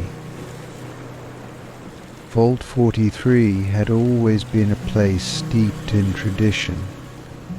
Over the years, its residents had developed a variety of rituals and customs meant to bring them comfort and stability in their underground existence. One of the most enduring traditions was the luck ceremony, a monthly ritual believed to ward off bad luck and ensure the community's continued well-being. The ceremony, held in the vault's central atrium, involved a series of symbolic actions performed by selected residents. It included the lighting of candles, the recitation of old sayings passed down through generations, and the ceremonial breaking of a clay pot to signify the shattering of bad fortune.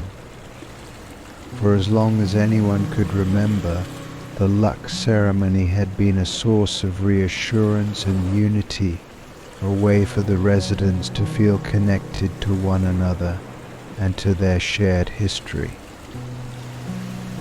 One evening, as the residents gathered for the ceremony, there was a palpable sense of anticipation in the air. The vault had experienced a string of unfortunate events in recent months: equipment malfunctions, crop failures in the hydroponic gardens, and a mysterious illness that had swept through the community. People were eager to perform the ritual, hoping it would turn their luck around. As the ceremony began, the selected residents took their places. Among them was Ava, a young woman chosen to light the candles. She moved gracefully, her face illuminated by the flickering flames. Next was Thomas, an elder who recited the traditional sayings with a deep, resonant voice that echoed through the atrium. Finally, Sarah, the vault's de facto spiritual leader, stepped forward to break the clay pot.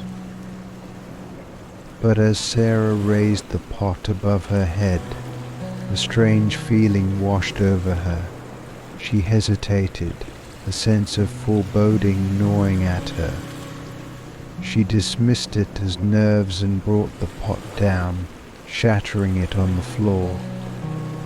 The crowd cheered, and the ceremony concluded with the usual sense of hope and renewal. However, the very next day things began to go awry.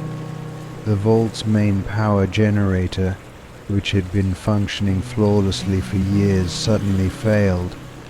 The backup systems kicked in, but the malfunction caused widespread disruption and panic. Without a steady power supply, the vault's temperature regulation and water purification systems began to falter. As the days passed, the problems compounded. The hydroponic gardens, already struggling, suffered a catastrophic failure when the irrigation system broke down. The crops withered and died, leaving the vault with a rapidly diminishing food supply. Meanwhile, the mysterious illness that had plagued the community returned with a vengeance, infecting even more people and causing widespread fear and uncertainty. The residents began to whisper among themselves, wondering if the luck ceremony had somehow gone wrong. Some believed that Sarah's moment of hesitation had cursed the ritual, while others speculated that the vault's misfortunes were a sign that the ceremony was no longer effective. Desperation and superstition took hold, and the community became divided. In an effort to address the growing crisis, the vault's overseer, Jonathan Carter, called for an emergency meeting. He urged calm and rational thinking, but his words fell on deaf ears. The residents were gripped by fear, and many demanded drastic measures to rectify the perceived curse. Ava, who had participated in the ceremony, felt a deep sense of guilt and responsibility. She couldn't shake the feeling that something she had done might have contributed to the vault's troubles. Determined to find answers, she began to research the origins of the luck ceremony, hoping to uncover any clues that might explain their current predicament. Her investigation led her to the vault's archives, where she discovered an old journal written by one of the original inhabitants. The journal detailed the creation of the luck ceremony, revealing that it had been devised not as a genuine ritual, but as a psychological tool to boost morale and foster a sense of community during the early years of the Vault's existence. Ava was stunned. The ceremony, which had become a cornerstone of their culture, was based on a well-intentioned but ultimately artificial tradition.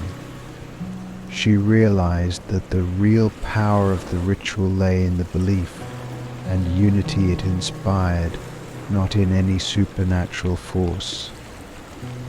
Armed with this knowledge, she decided to share her findings with the community. At the next Vault-wide assembly, Ava stood before the gathered residents and recounted what she had learned. She explained the true origins of the luck ceremony and urged everyone to focus on the practical steps needed to address their current challenges. Her words resonated with many, but some were still skeptical and clung to their superstitions. Despite the mixed reactions, Ava's speech marked a turning point.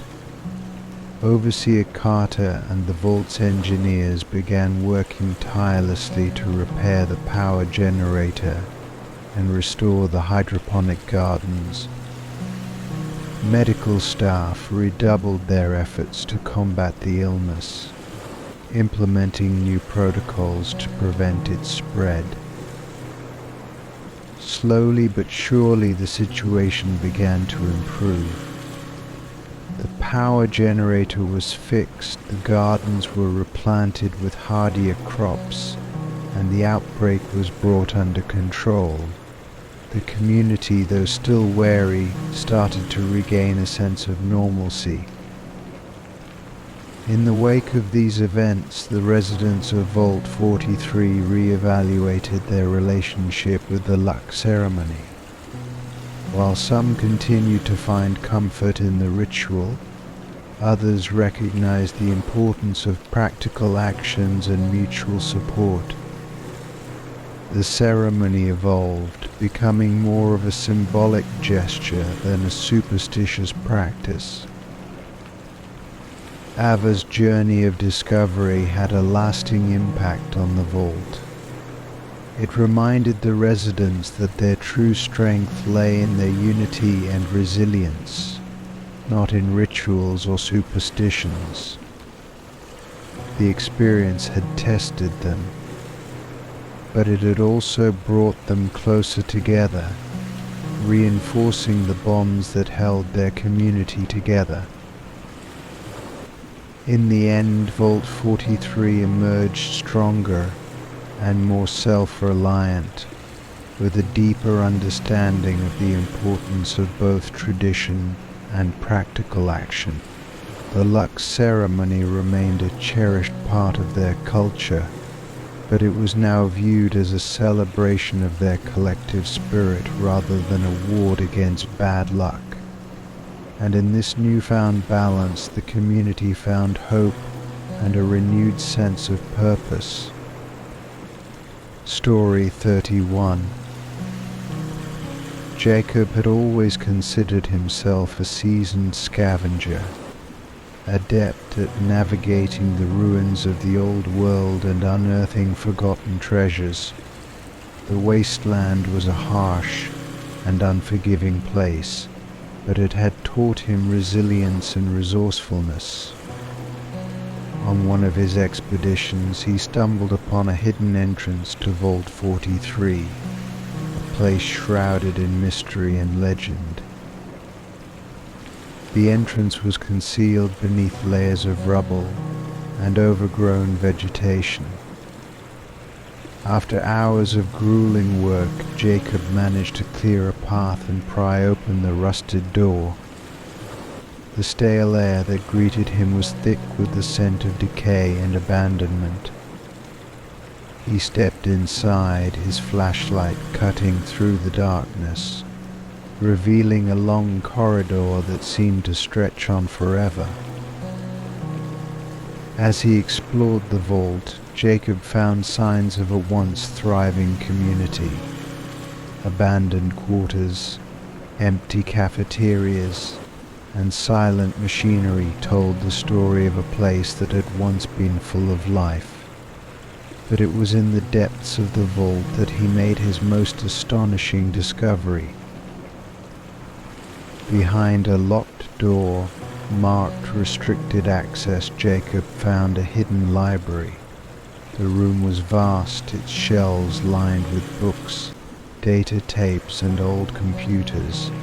The air was thick with dust, and the faint hum of ancient machinery filled the silence. Jacob's heart raced with excitement as he realized the significance of his find. The library was a treasure trove of lost knowledge. It contained detailed records of pre-war science, technology, medicine, and history. Jacob knew that the information contained within these walls could change everything. It could provide the tools needed to rebuild civilization, to cure diseases, and to create a better future. He began to explore the library, carefully examining the books and data tapes. The sheer volume of information was overwhelming, but Jacob was determined to uncover its secrets.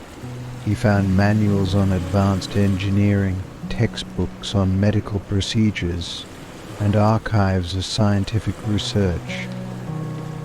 Each discovery filled him with a sense of awe and hope.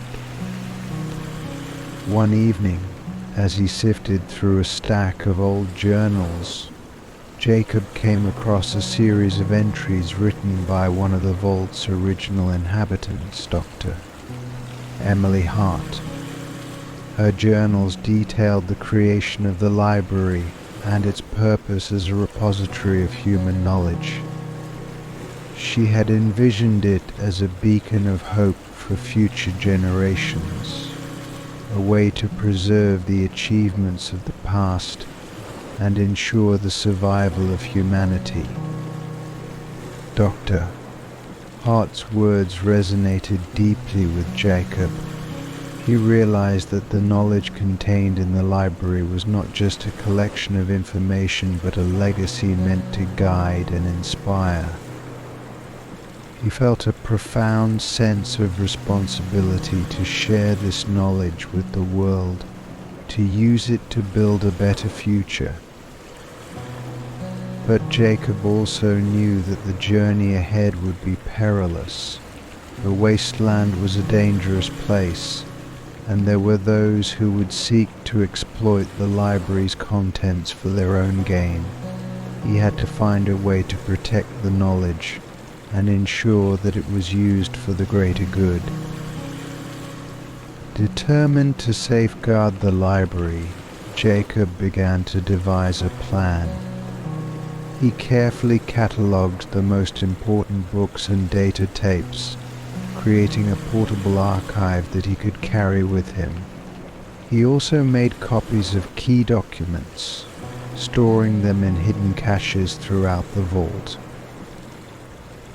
With his preparations complete, Jacob set out on his journey, the portable archive secured in his pack. As he navigated the treacherous landscape, he encountered both allies and enemies. He shared his knowledge with those who sought to rebuild and protect, forming alliances with communities and individuals who shared his vision of a better future. Along the way, Jacob faced numerous challenges. Bandits and raiders sought to steal his discoveries, while hostile environments tested his endurance and resolve. But he pressed on, driven by the knowledge that he carried the key to humanity's survival. One of the most significant encounters on his journey was with a small, isolated community struggling to survive. Their crops were failing, and their people were suffering from a mysterious illness. Jacob shared the medical knowledge he had found in the library, helping them to diagnose and treat the illness. He also provided them with advanced agricultural techniques, enabling them to grow more resilient crops. The impact of his knowledge was immediate and profound. The community began to thrive, their health improving, and their food supply stabilized. They welcomed Jacob as a hero, but he remained humble, knowing that he was simply a conduit for the wisdom of the past. As he continued his journey, Jacob encountered other communities, each facing their own unique challenges. He shared the knowledge he had gathered, teaching people how to harness technology, improve their living conditions, and rebuild their societies. With each new alliance, the network of hope and resilience grew stronger. Years later, Jacob became a legend in the wasteland. Known as the bearer of knowledge, the impact of his discoveries spread far and wide, inspiring a new generation of leaders, scientists, and innovators.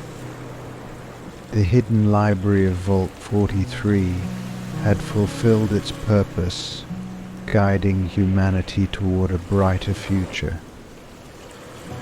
Jacob's journey was a testament to the enduring power of knowledge and the importance of preserving the wisdom of the past. He had faced countless dangers and challenges, but his unwavering determination and commitment to the greater good had changed the course of history. The legacy of Vault 43 lived on, a beacon of hope in a world reborn. Story 32. Vault 43 had always been a place of secrets and hidden chambers. As an engineer tasked with maintaining the vault's aging systems, Mark had spent countless hours exploring its labyrinthine corridors and dusty archives. One day, while conducting a routine inspection of the lower levels, he stumbled upon a door he had never noticed before. It was marked Cryogenic Storage Restricted Access. Curiosity piqued, Mark managed to bypass the security lock and stepped inside. The room was cold and sterile, illuminated by the soft blue glow of cryogenic pods. There were 6 of them in total, each containing a person suspended in a state of frozen animation. The sight was both awe-inspiring and unsettling. Mark approached the nearest pod, peering through the frosted glass at the figure inside. It was a woman, her features peaceful and serene, as if she were merely sleeping. He checked the control panel and saw that the pods had been active for over a century. The records indicated that these individuals had been placed in cryogenic sleep during the early days of the vault, but there was no explanation as to why. The discovery left Mark with a profound ethical dilemma. Waking the residents could provide valuable knowledge and insight into the vault's history, but it also posed significant risks. The world outside the vault had changed dramatically, and there was no way to know how the cryogenically frozen individuals would react to the new reality. Furthermore, there was the question of whether it was even right to disturb their peaceful slumber. Mark decided to consult with the vault's overseer, Jonathan Carter. Together they reviewed the records and discussed the potential implications of waking the cryogenic residents. Jonathan was cautious, recognizing the gravity of the decision. "We need to consider all aspects," he said. their health, their psychological well-being, and the impact on our community. To gain more perspective, they brought in Dr. Emily Hayes, the vault's head physician. Dr. Hayes examined the pods and confirmed that the individuals could be safely revived. However, she also emphasized the need for careful preparation. We must be ready to provide medical and psychological support, she advised. Waking up after so many years will be a traumatic experience. After much deliberation, the decision was made to wake one of the residents as a trial. They chose the woman in the nearest pod, identified as Dr. Alice Freeman, a scientist who had played a crucial role in the vault's early days. Her expertise and knowledge could be invaluable to the community. The process of waking Dr. Freeman was delicate and painstaking. Dr. Hayes and her medical team monitored her vital signs closely as the pod slowly brought her back to consciousness.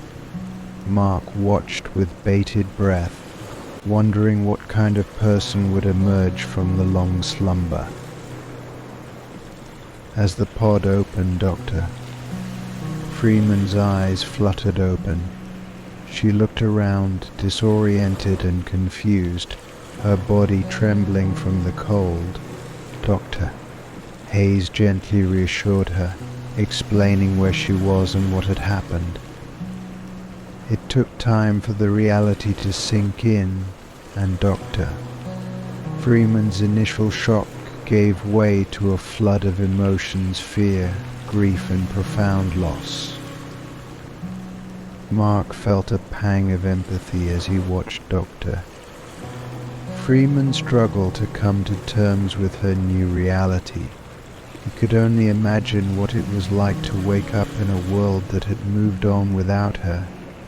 The vault's inhabitants gathered to welcome her, offering support and understanding. Over the next few weeks, Dr. Freeman slowly adjusted to her new life. She shared stories of the past, providing valuable insights into the vault's history and the reasons behind the cryogenic storage. She revealed that the cryogenic program had been an experimental measure designed to preserve key individuals in case of a catastrophic event. The experiment had been deemed a failure, and the program was abandoned, leaving the residents in their frozen state. Dr. Freeman's knowledge proved invaluable.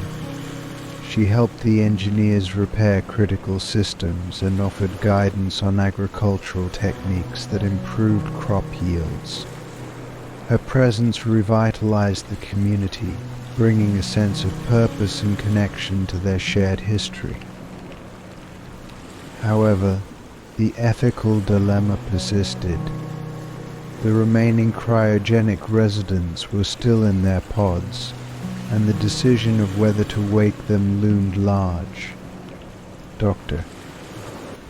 Freeman herself was torn, understanding both the potential benefits and the immense psychological burden it would place on them. The community held a series of meetings to discuss the issue. Opinions were divided, with some advocating for waking the remaining residents and others urging caution. Dr. Freeman played a crucial role in these discussions, sharing her own experiences and insights. In the end, the decision was made to proceed with caution. They would wake the remaining residents one by one, ensuring that each individual received the necessary support and care. The process would be slow and deliberate, with the community prepared to embrace and support their new members. Mark reflected on the journey and the lessons learned. The discovery of the cryogenic residence had not only brought valuable knowledge but had also challenged the community to confront complex ethical questions. It had reminded them of the importance of empathy, understanding, and the shared responsibility of caring for one another. As they moved forward, the residents of Vault 43 were united by a renewed sense of purpose and connection. They understood that the past and the present were intertwined, and that the choices they made today would shape the future for generations to come. In waking the cryogenic residents, they had embraced a legacy of hope and resilience, forging a path toward a brighter tomorrow. Story 33. Vault 43 was a place of contradictions.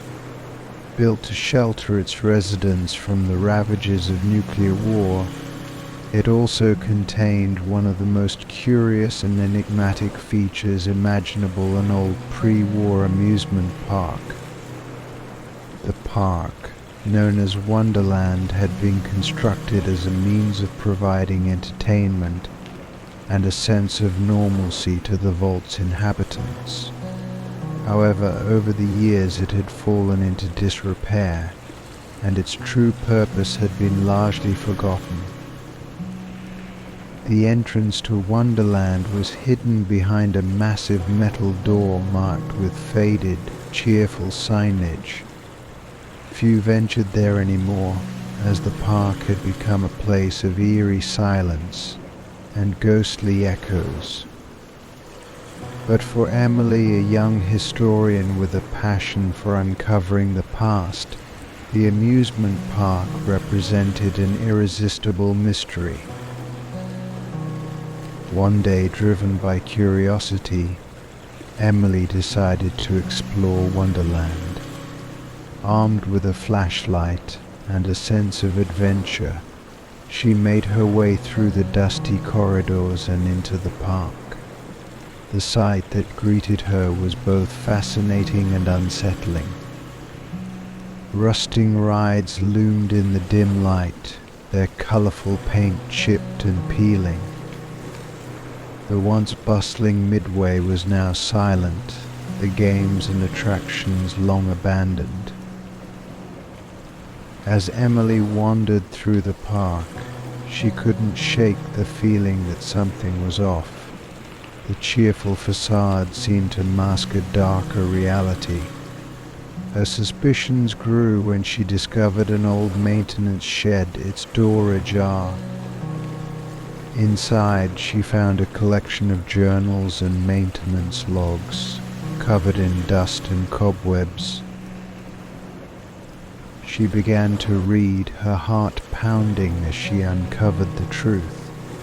The journals belonged to the park's original maintenance crew, and they detailed a series of strange and disturbing events. The park had been plagued by mysterious malfunctions and accidents, often resulting in injuries and, in some cases, deaths. The entries described rides that operated on their own, strange noises emanating from the funhouse, and inexplicable shadows moving through the park at night. One journal entry in particular caught Emily's attention. It was written by the park's chief engineer, a man named Harold Green. He had become obsessed with uncovering the source of the malfunctions and had conducted a series of secret investigations. His final entry was chilling. "I fear that Wonderland is haunted by something far more sinister than faulty machinery. There is a presence here, something that feeds on the fear and despair of those who enter. I can only hope that my warnings are heeded." Emily felt a chill run down her spine. She had always dismissed ghost stories and supernatural tales as mere fiction, but Harold's account was detailed and compelling. Determined to get to the bottom of the mystery, she decided to explore the park's main attractions, starting with the funhouse. The funhouse was a maze of mirrors and distorted reflections. As Emily navigated its twisted corridors, she couldn't shake the feeling of being watched. Her flashlight flickered, casting eerie shadows on the walls. Suddenly she heard a faint whisper, barely audible over the sound of her own breathing. She spun around, but there was no one there. Her heart racing, Emily pressed on, determined to find the source of the disturbances. She reached the center of the funhouse, where a large, ornate mirror dominated the room. As she approached, she saw her own reflection, but something was wrong. The reflection was slightly delayed, moving a fraction of a second after she did. She reached out to touch the mirror, and her hand passed through it, as if the glass were merely an illusion. On the other side, Emily found herself in a hidden chamber. The walls were lined with old machinery, and in the center of the room was a large, glowing crystal, pulsating with an otherworldly light. She realized that this was the source of the park's power, the mysterious force that Harold had warned about. As she examined the crystal, Emily felt a wave of fear wash over her. Visions of the past flashed before her eyes, images of terrified children, panicked parents, and the tragic accidents that had plagued the park. The crystal seemed to feed on these emotions, growing brighter and more intense with each passing moment. Determined to put an end to the cycle of fear and suffering, Emily searched for a way to disable the crystal. She found a control panel nearby, covered in dust and grime. With trembling hands, she began to manipulate the controls, hoping to shut down the power source once and for all.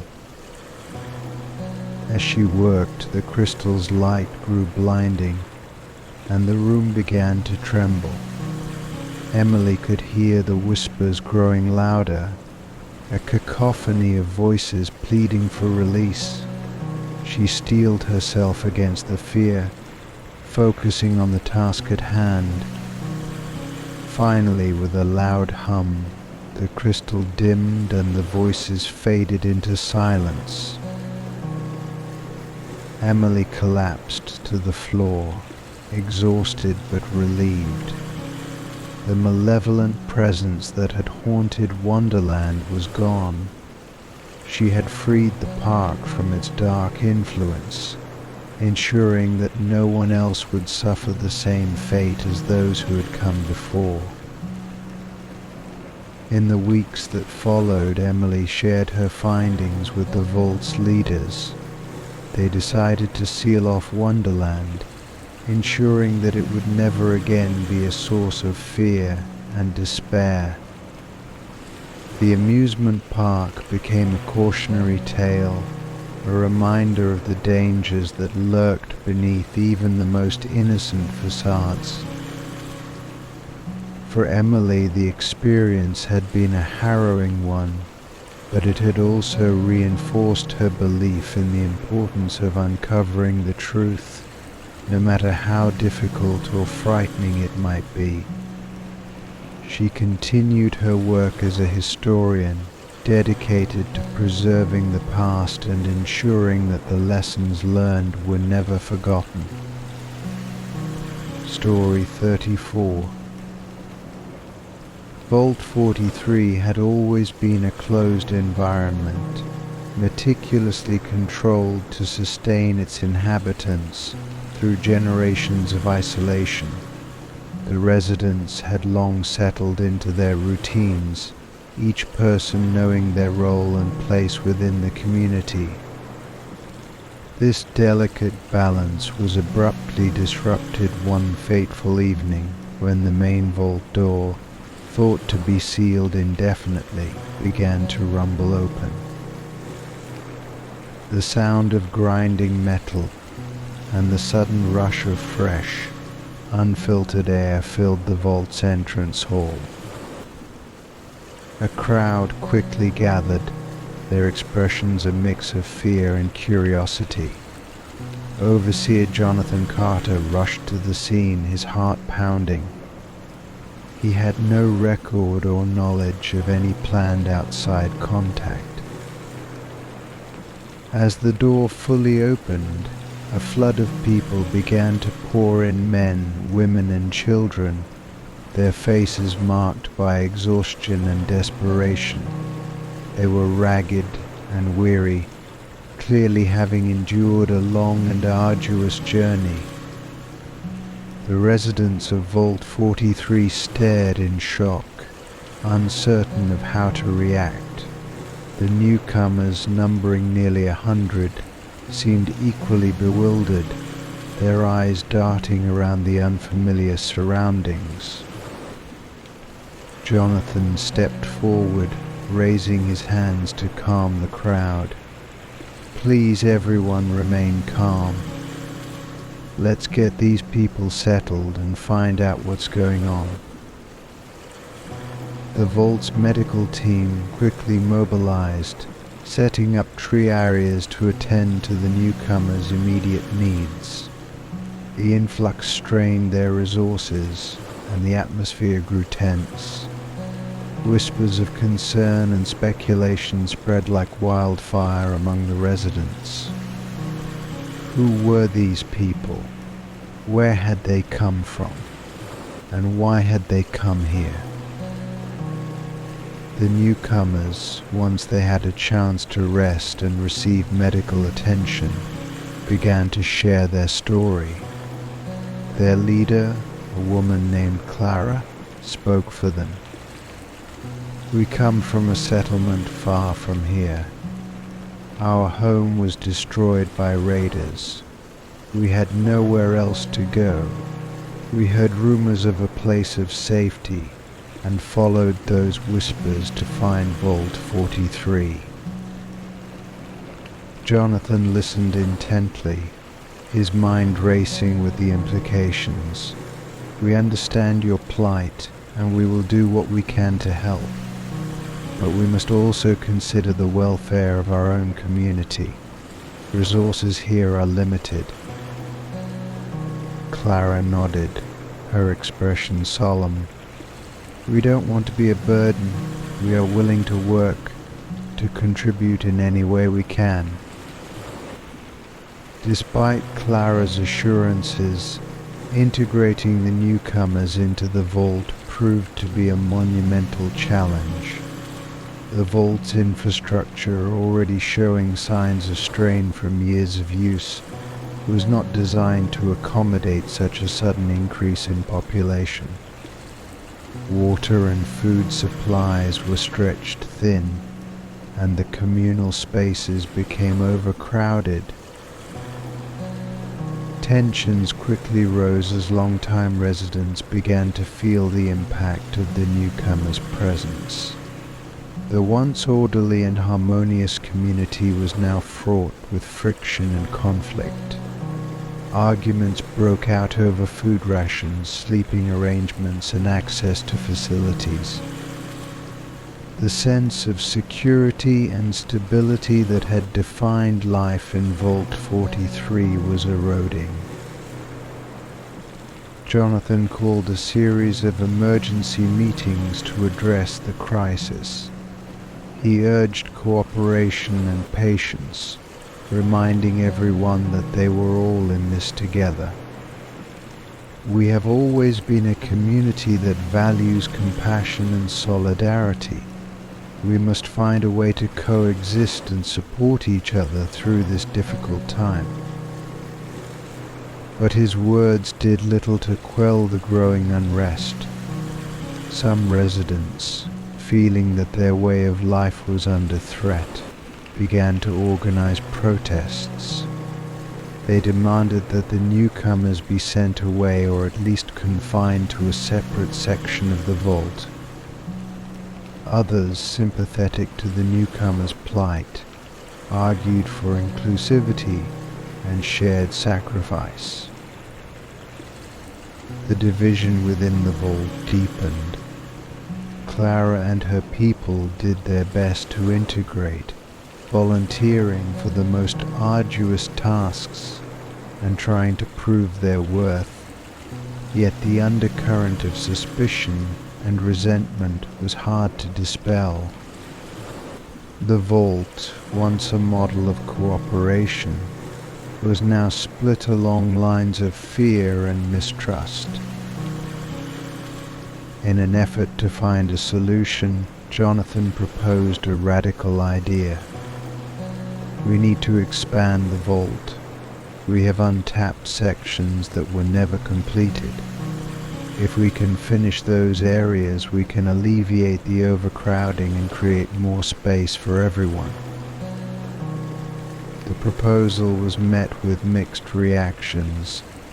Some saw it as a practical solution, while others viewed it as a dangerous gamble with their limited resources. Nevertheless, with no better alternatives, the plan was set into motion. The expansion project required immense effort and collaboration. Long-time residents and newcomers alike were called upon to contribute their skills and labor. The work was grueling, but it provided a sense of purpose and unity. As the new sections of the vault began to take shape, the tension started to ease. Over time, the barriers between the two groups began to break down. Shared experiences and mutual dependence fostered a new sense of community. Friendships formed and old prejudices faded. The vault slowly regained its balance, evolving into a more diverse and resilient society.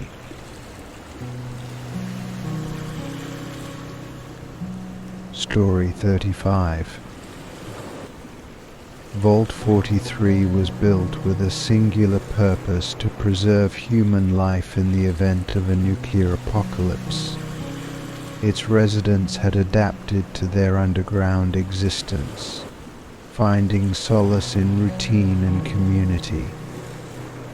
However, hidden within the vault's depths was a secret that few knew about: a clandestine experiment that would alter the course of their lives forever.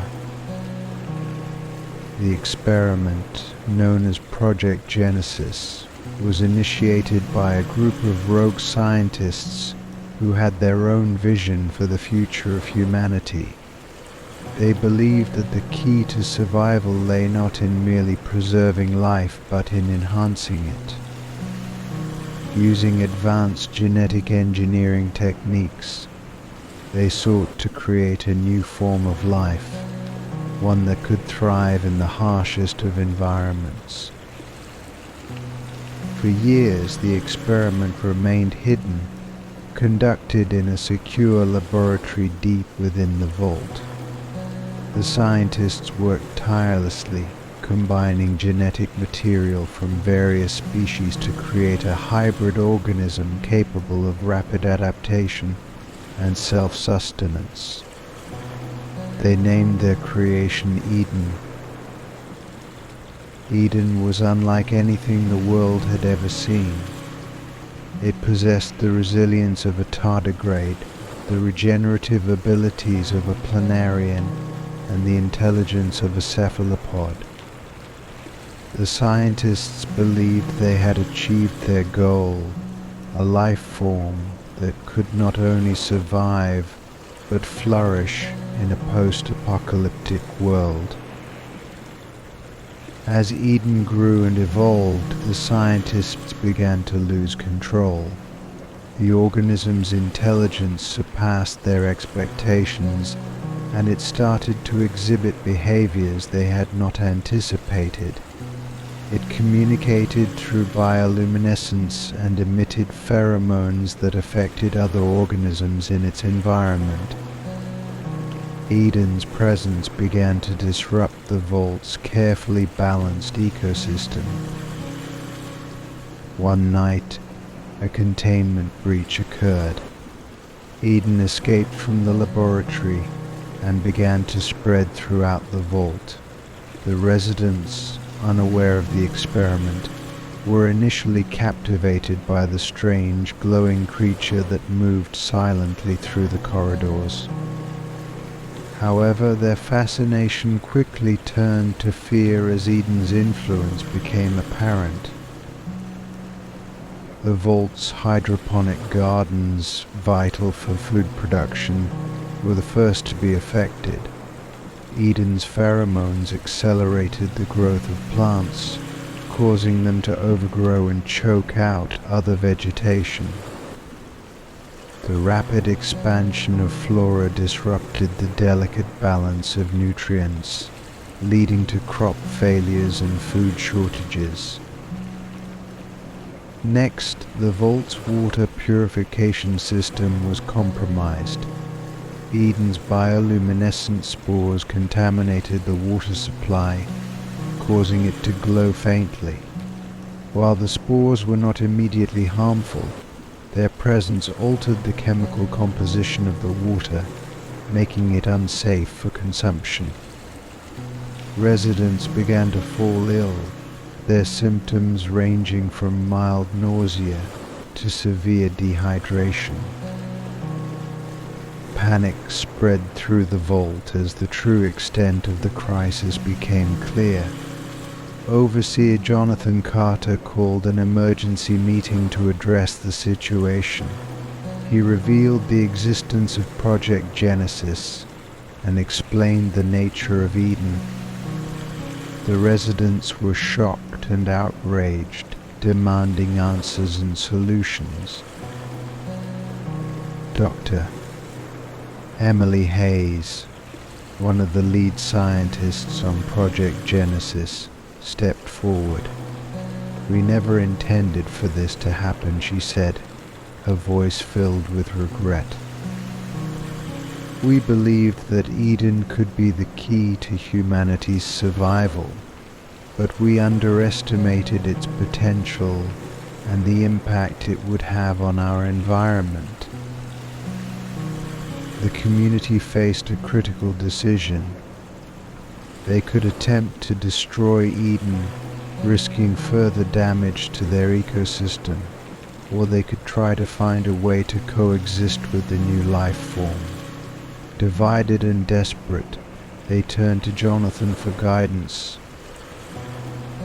"We must find a way to contain and control Eden," Jonathan said. "Destroying it may cause more harm than good. We need to understand its capabilities and adapt our systems to mitigate its effects. This will require cooperation, sacrifice, and a willingness to learn from our mistakes." The residents reluctantly agreed to work together. Teams of scientists, engineers, and volunteers were assembled to study Eden and develop strategies for containment. They set up observation stations throughout the vault, monitoring the organism's behavior and gathering data. Through careful experimentation, they discovered that Eden's growth could be slowed by introducing specific inhibitors into the water supply. They also modified the hydroponic systems to better manage the accelerated plant growth. Slowly, the vault began to stabilize, though the situation remained precarious. As they worked to control Eden, the residents of Vault 43 experienced a profound shift in their perspective. They realized that their survival depended not only on technology and resources, but also on their ability to adapt and coexist with the new life forms that emerged in their environment. They began to see Eden not as a threat, but as a part of their ecosystem, a living testament to the power of adaptation and evolution. Over time, the community developed a symbiotic relationship with Eden. They harnessed its bioluminescence to provide lighting for the vault, reducing their reliance on electricity. They used its regenerative properties to develop new medical treatments and improve their health. Eden became an integral part of their lives, a constant reminder of the delicate balance between creation and control. The story of Project Genesis and Eden was recorded in the Vault's archives, serving as a cautionary tale for future generations. It highlighted the dangers of unchecked ambition and the importance of ethical considerations in scientific endeavors.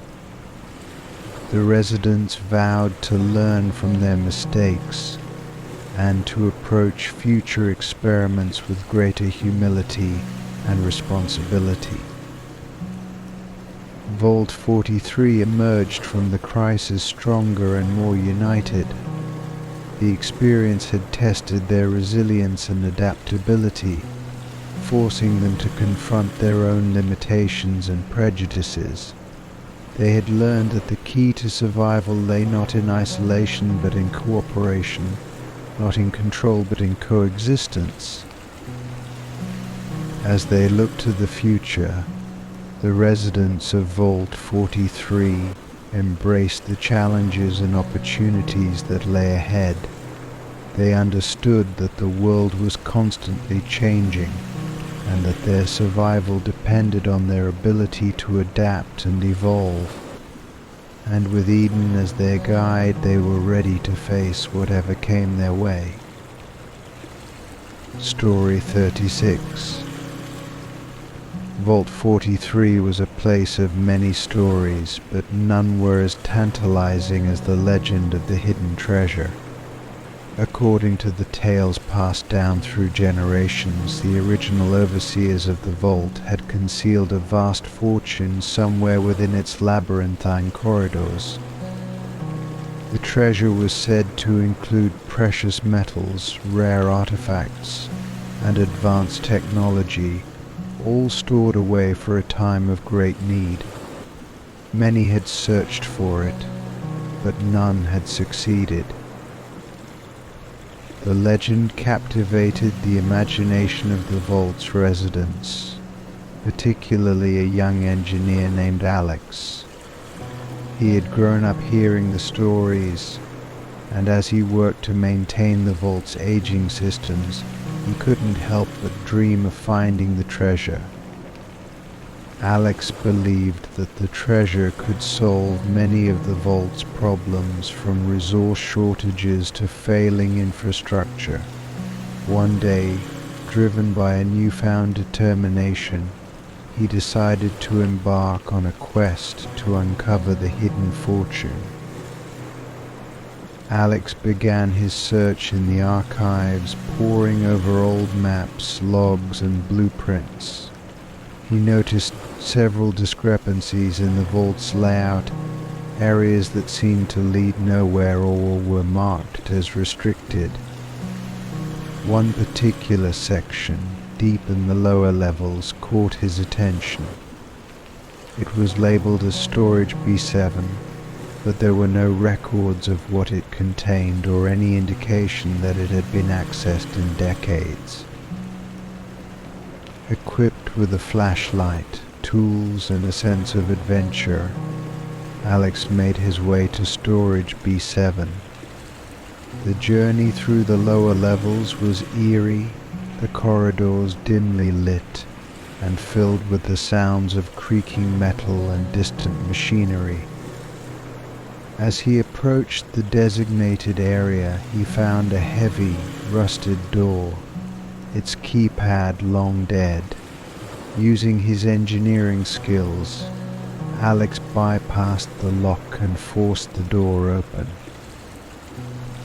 Inside, he found a dusty, cluttered storage room filled with old crates and equipment. It seemed like an ordinary storeroom at first, but Alex's instincts told him there was more to it. He began to search methodically, moving aside boxes and examining the walls for hidden panels or compartments. After hours of searching, he discovered a loose floor tile. Beneath it was a small, concealed hatch. Excitement surged through Alex as he pried open the hatch, revealing a narrow shaft that descended into darkness. He secured a rope and climbed down, his flashlight illuminating the way. At the bottom, he found himself in a narrow tunnel, the air cool and stale. He followed the tunnel, feeling a mixture of anticipation and trepidation. The tunnel led to a large sealed chamber. The door was inscribed with symbols and markings that Alex didn't recognize. With some effort, he managed to open it and stepped inside. The sight that greeted him took his breath away. The chamber was filled with stacks of gold bars, crates of precious gems, and shelves lined with advanced technology. It was the hidden treasure of Vault 43. But as Alex took in the sight, he realized that the chamber was not unguarded. Security measures had been put in place to protect the treasure. He spotted laser tripwires, pressure-sensitive floors, and automated turrets. Navigating these obstacles would be dangerous, but Alex was determined to succeed.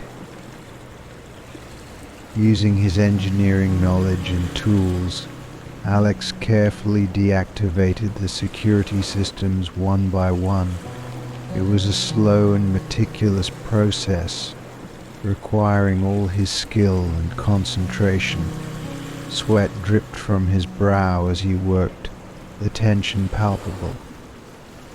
One wrong move could trigger the defenses and end his quest in disaster. After what felt like an eternity, Alex finally reached the center of the chamber. He found a control panel that appeared to manage the security systems and the vault's environmental controls. As he examined it, he realized that the treasure had been stored not just for wealth but as a contingency for a dire emergency.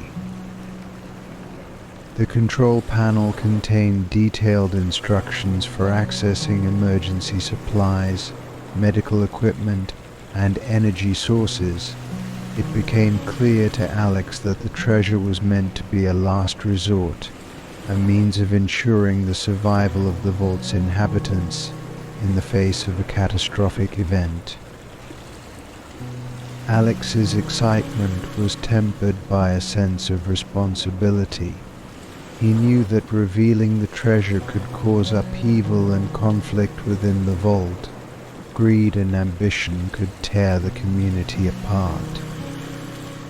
He decided to share his discovery only with the overseer, Jonathan Carter, and a select group of trusted advisors. Back in the main levels of the vault, Alex presented his findings to Jonathan and the council.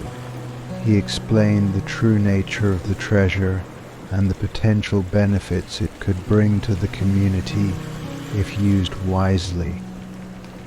Jonathan listened carefully, understanding the gravity of the situation. "We must be careful," Jonathan said. "This treasure has the power to change everything. but we must use it to unify and strengthen our community, not to divide it. The Council agreed to keep the treasure's existence a secret, using its resources strategically to address the vault's most pressing needs.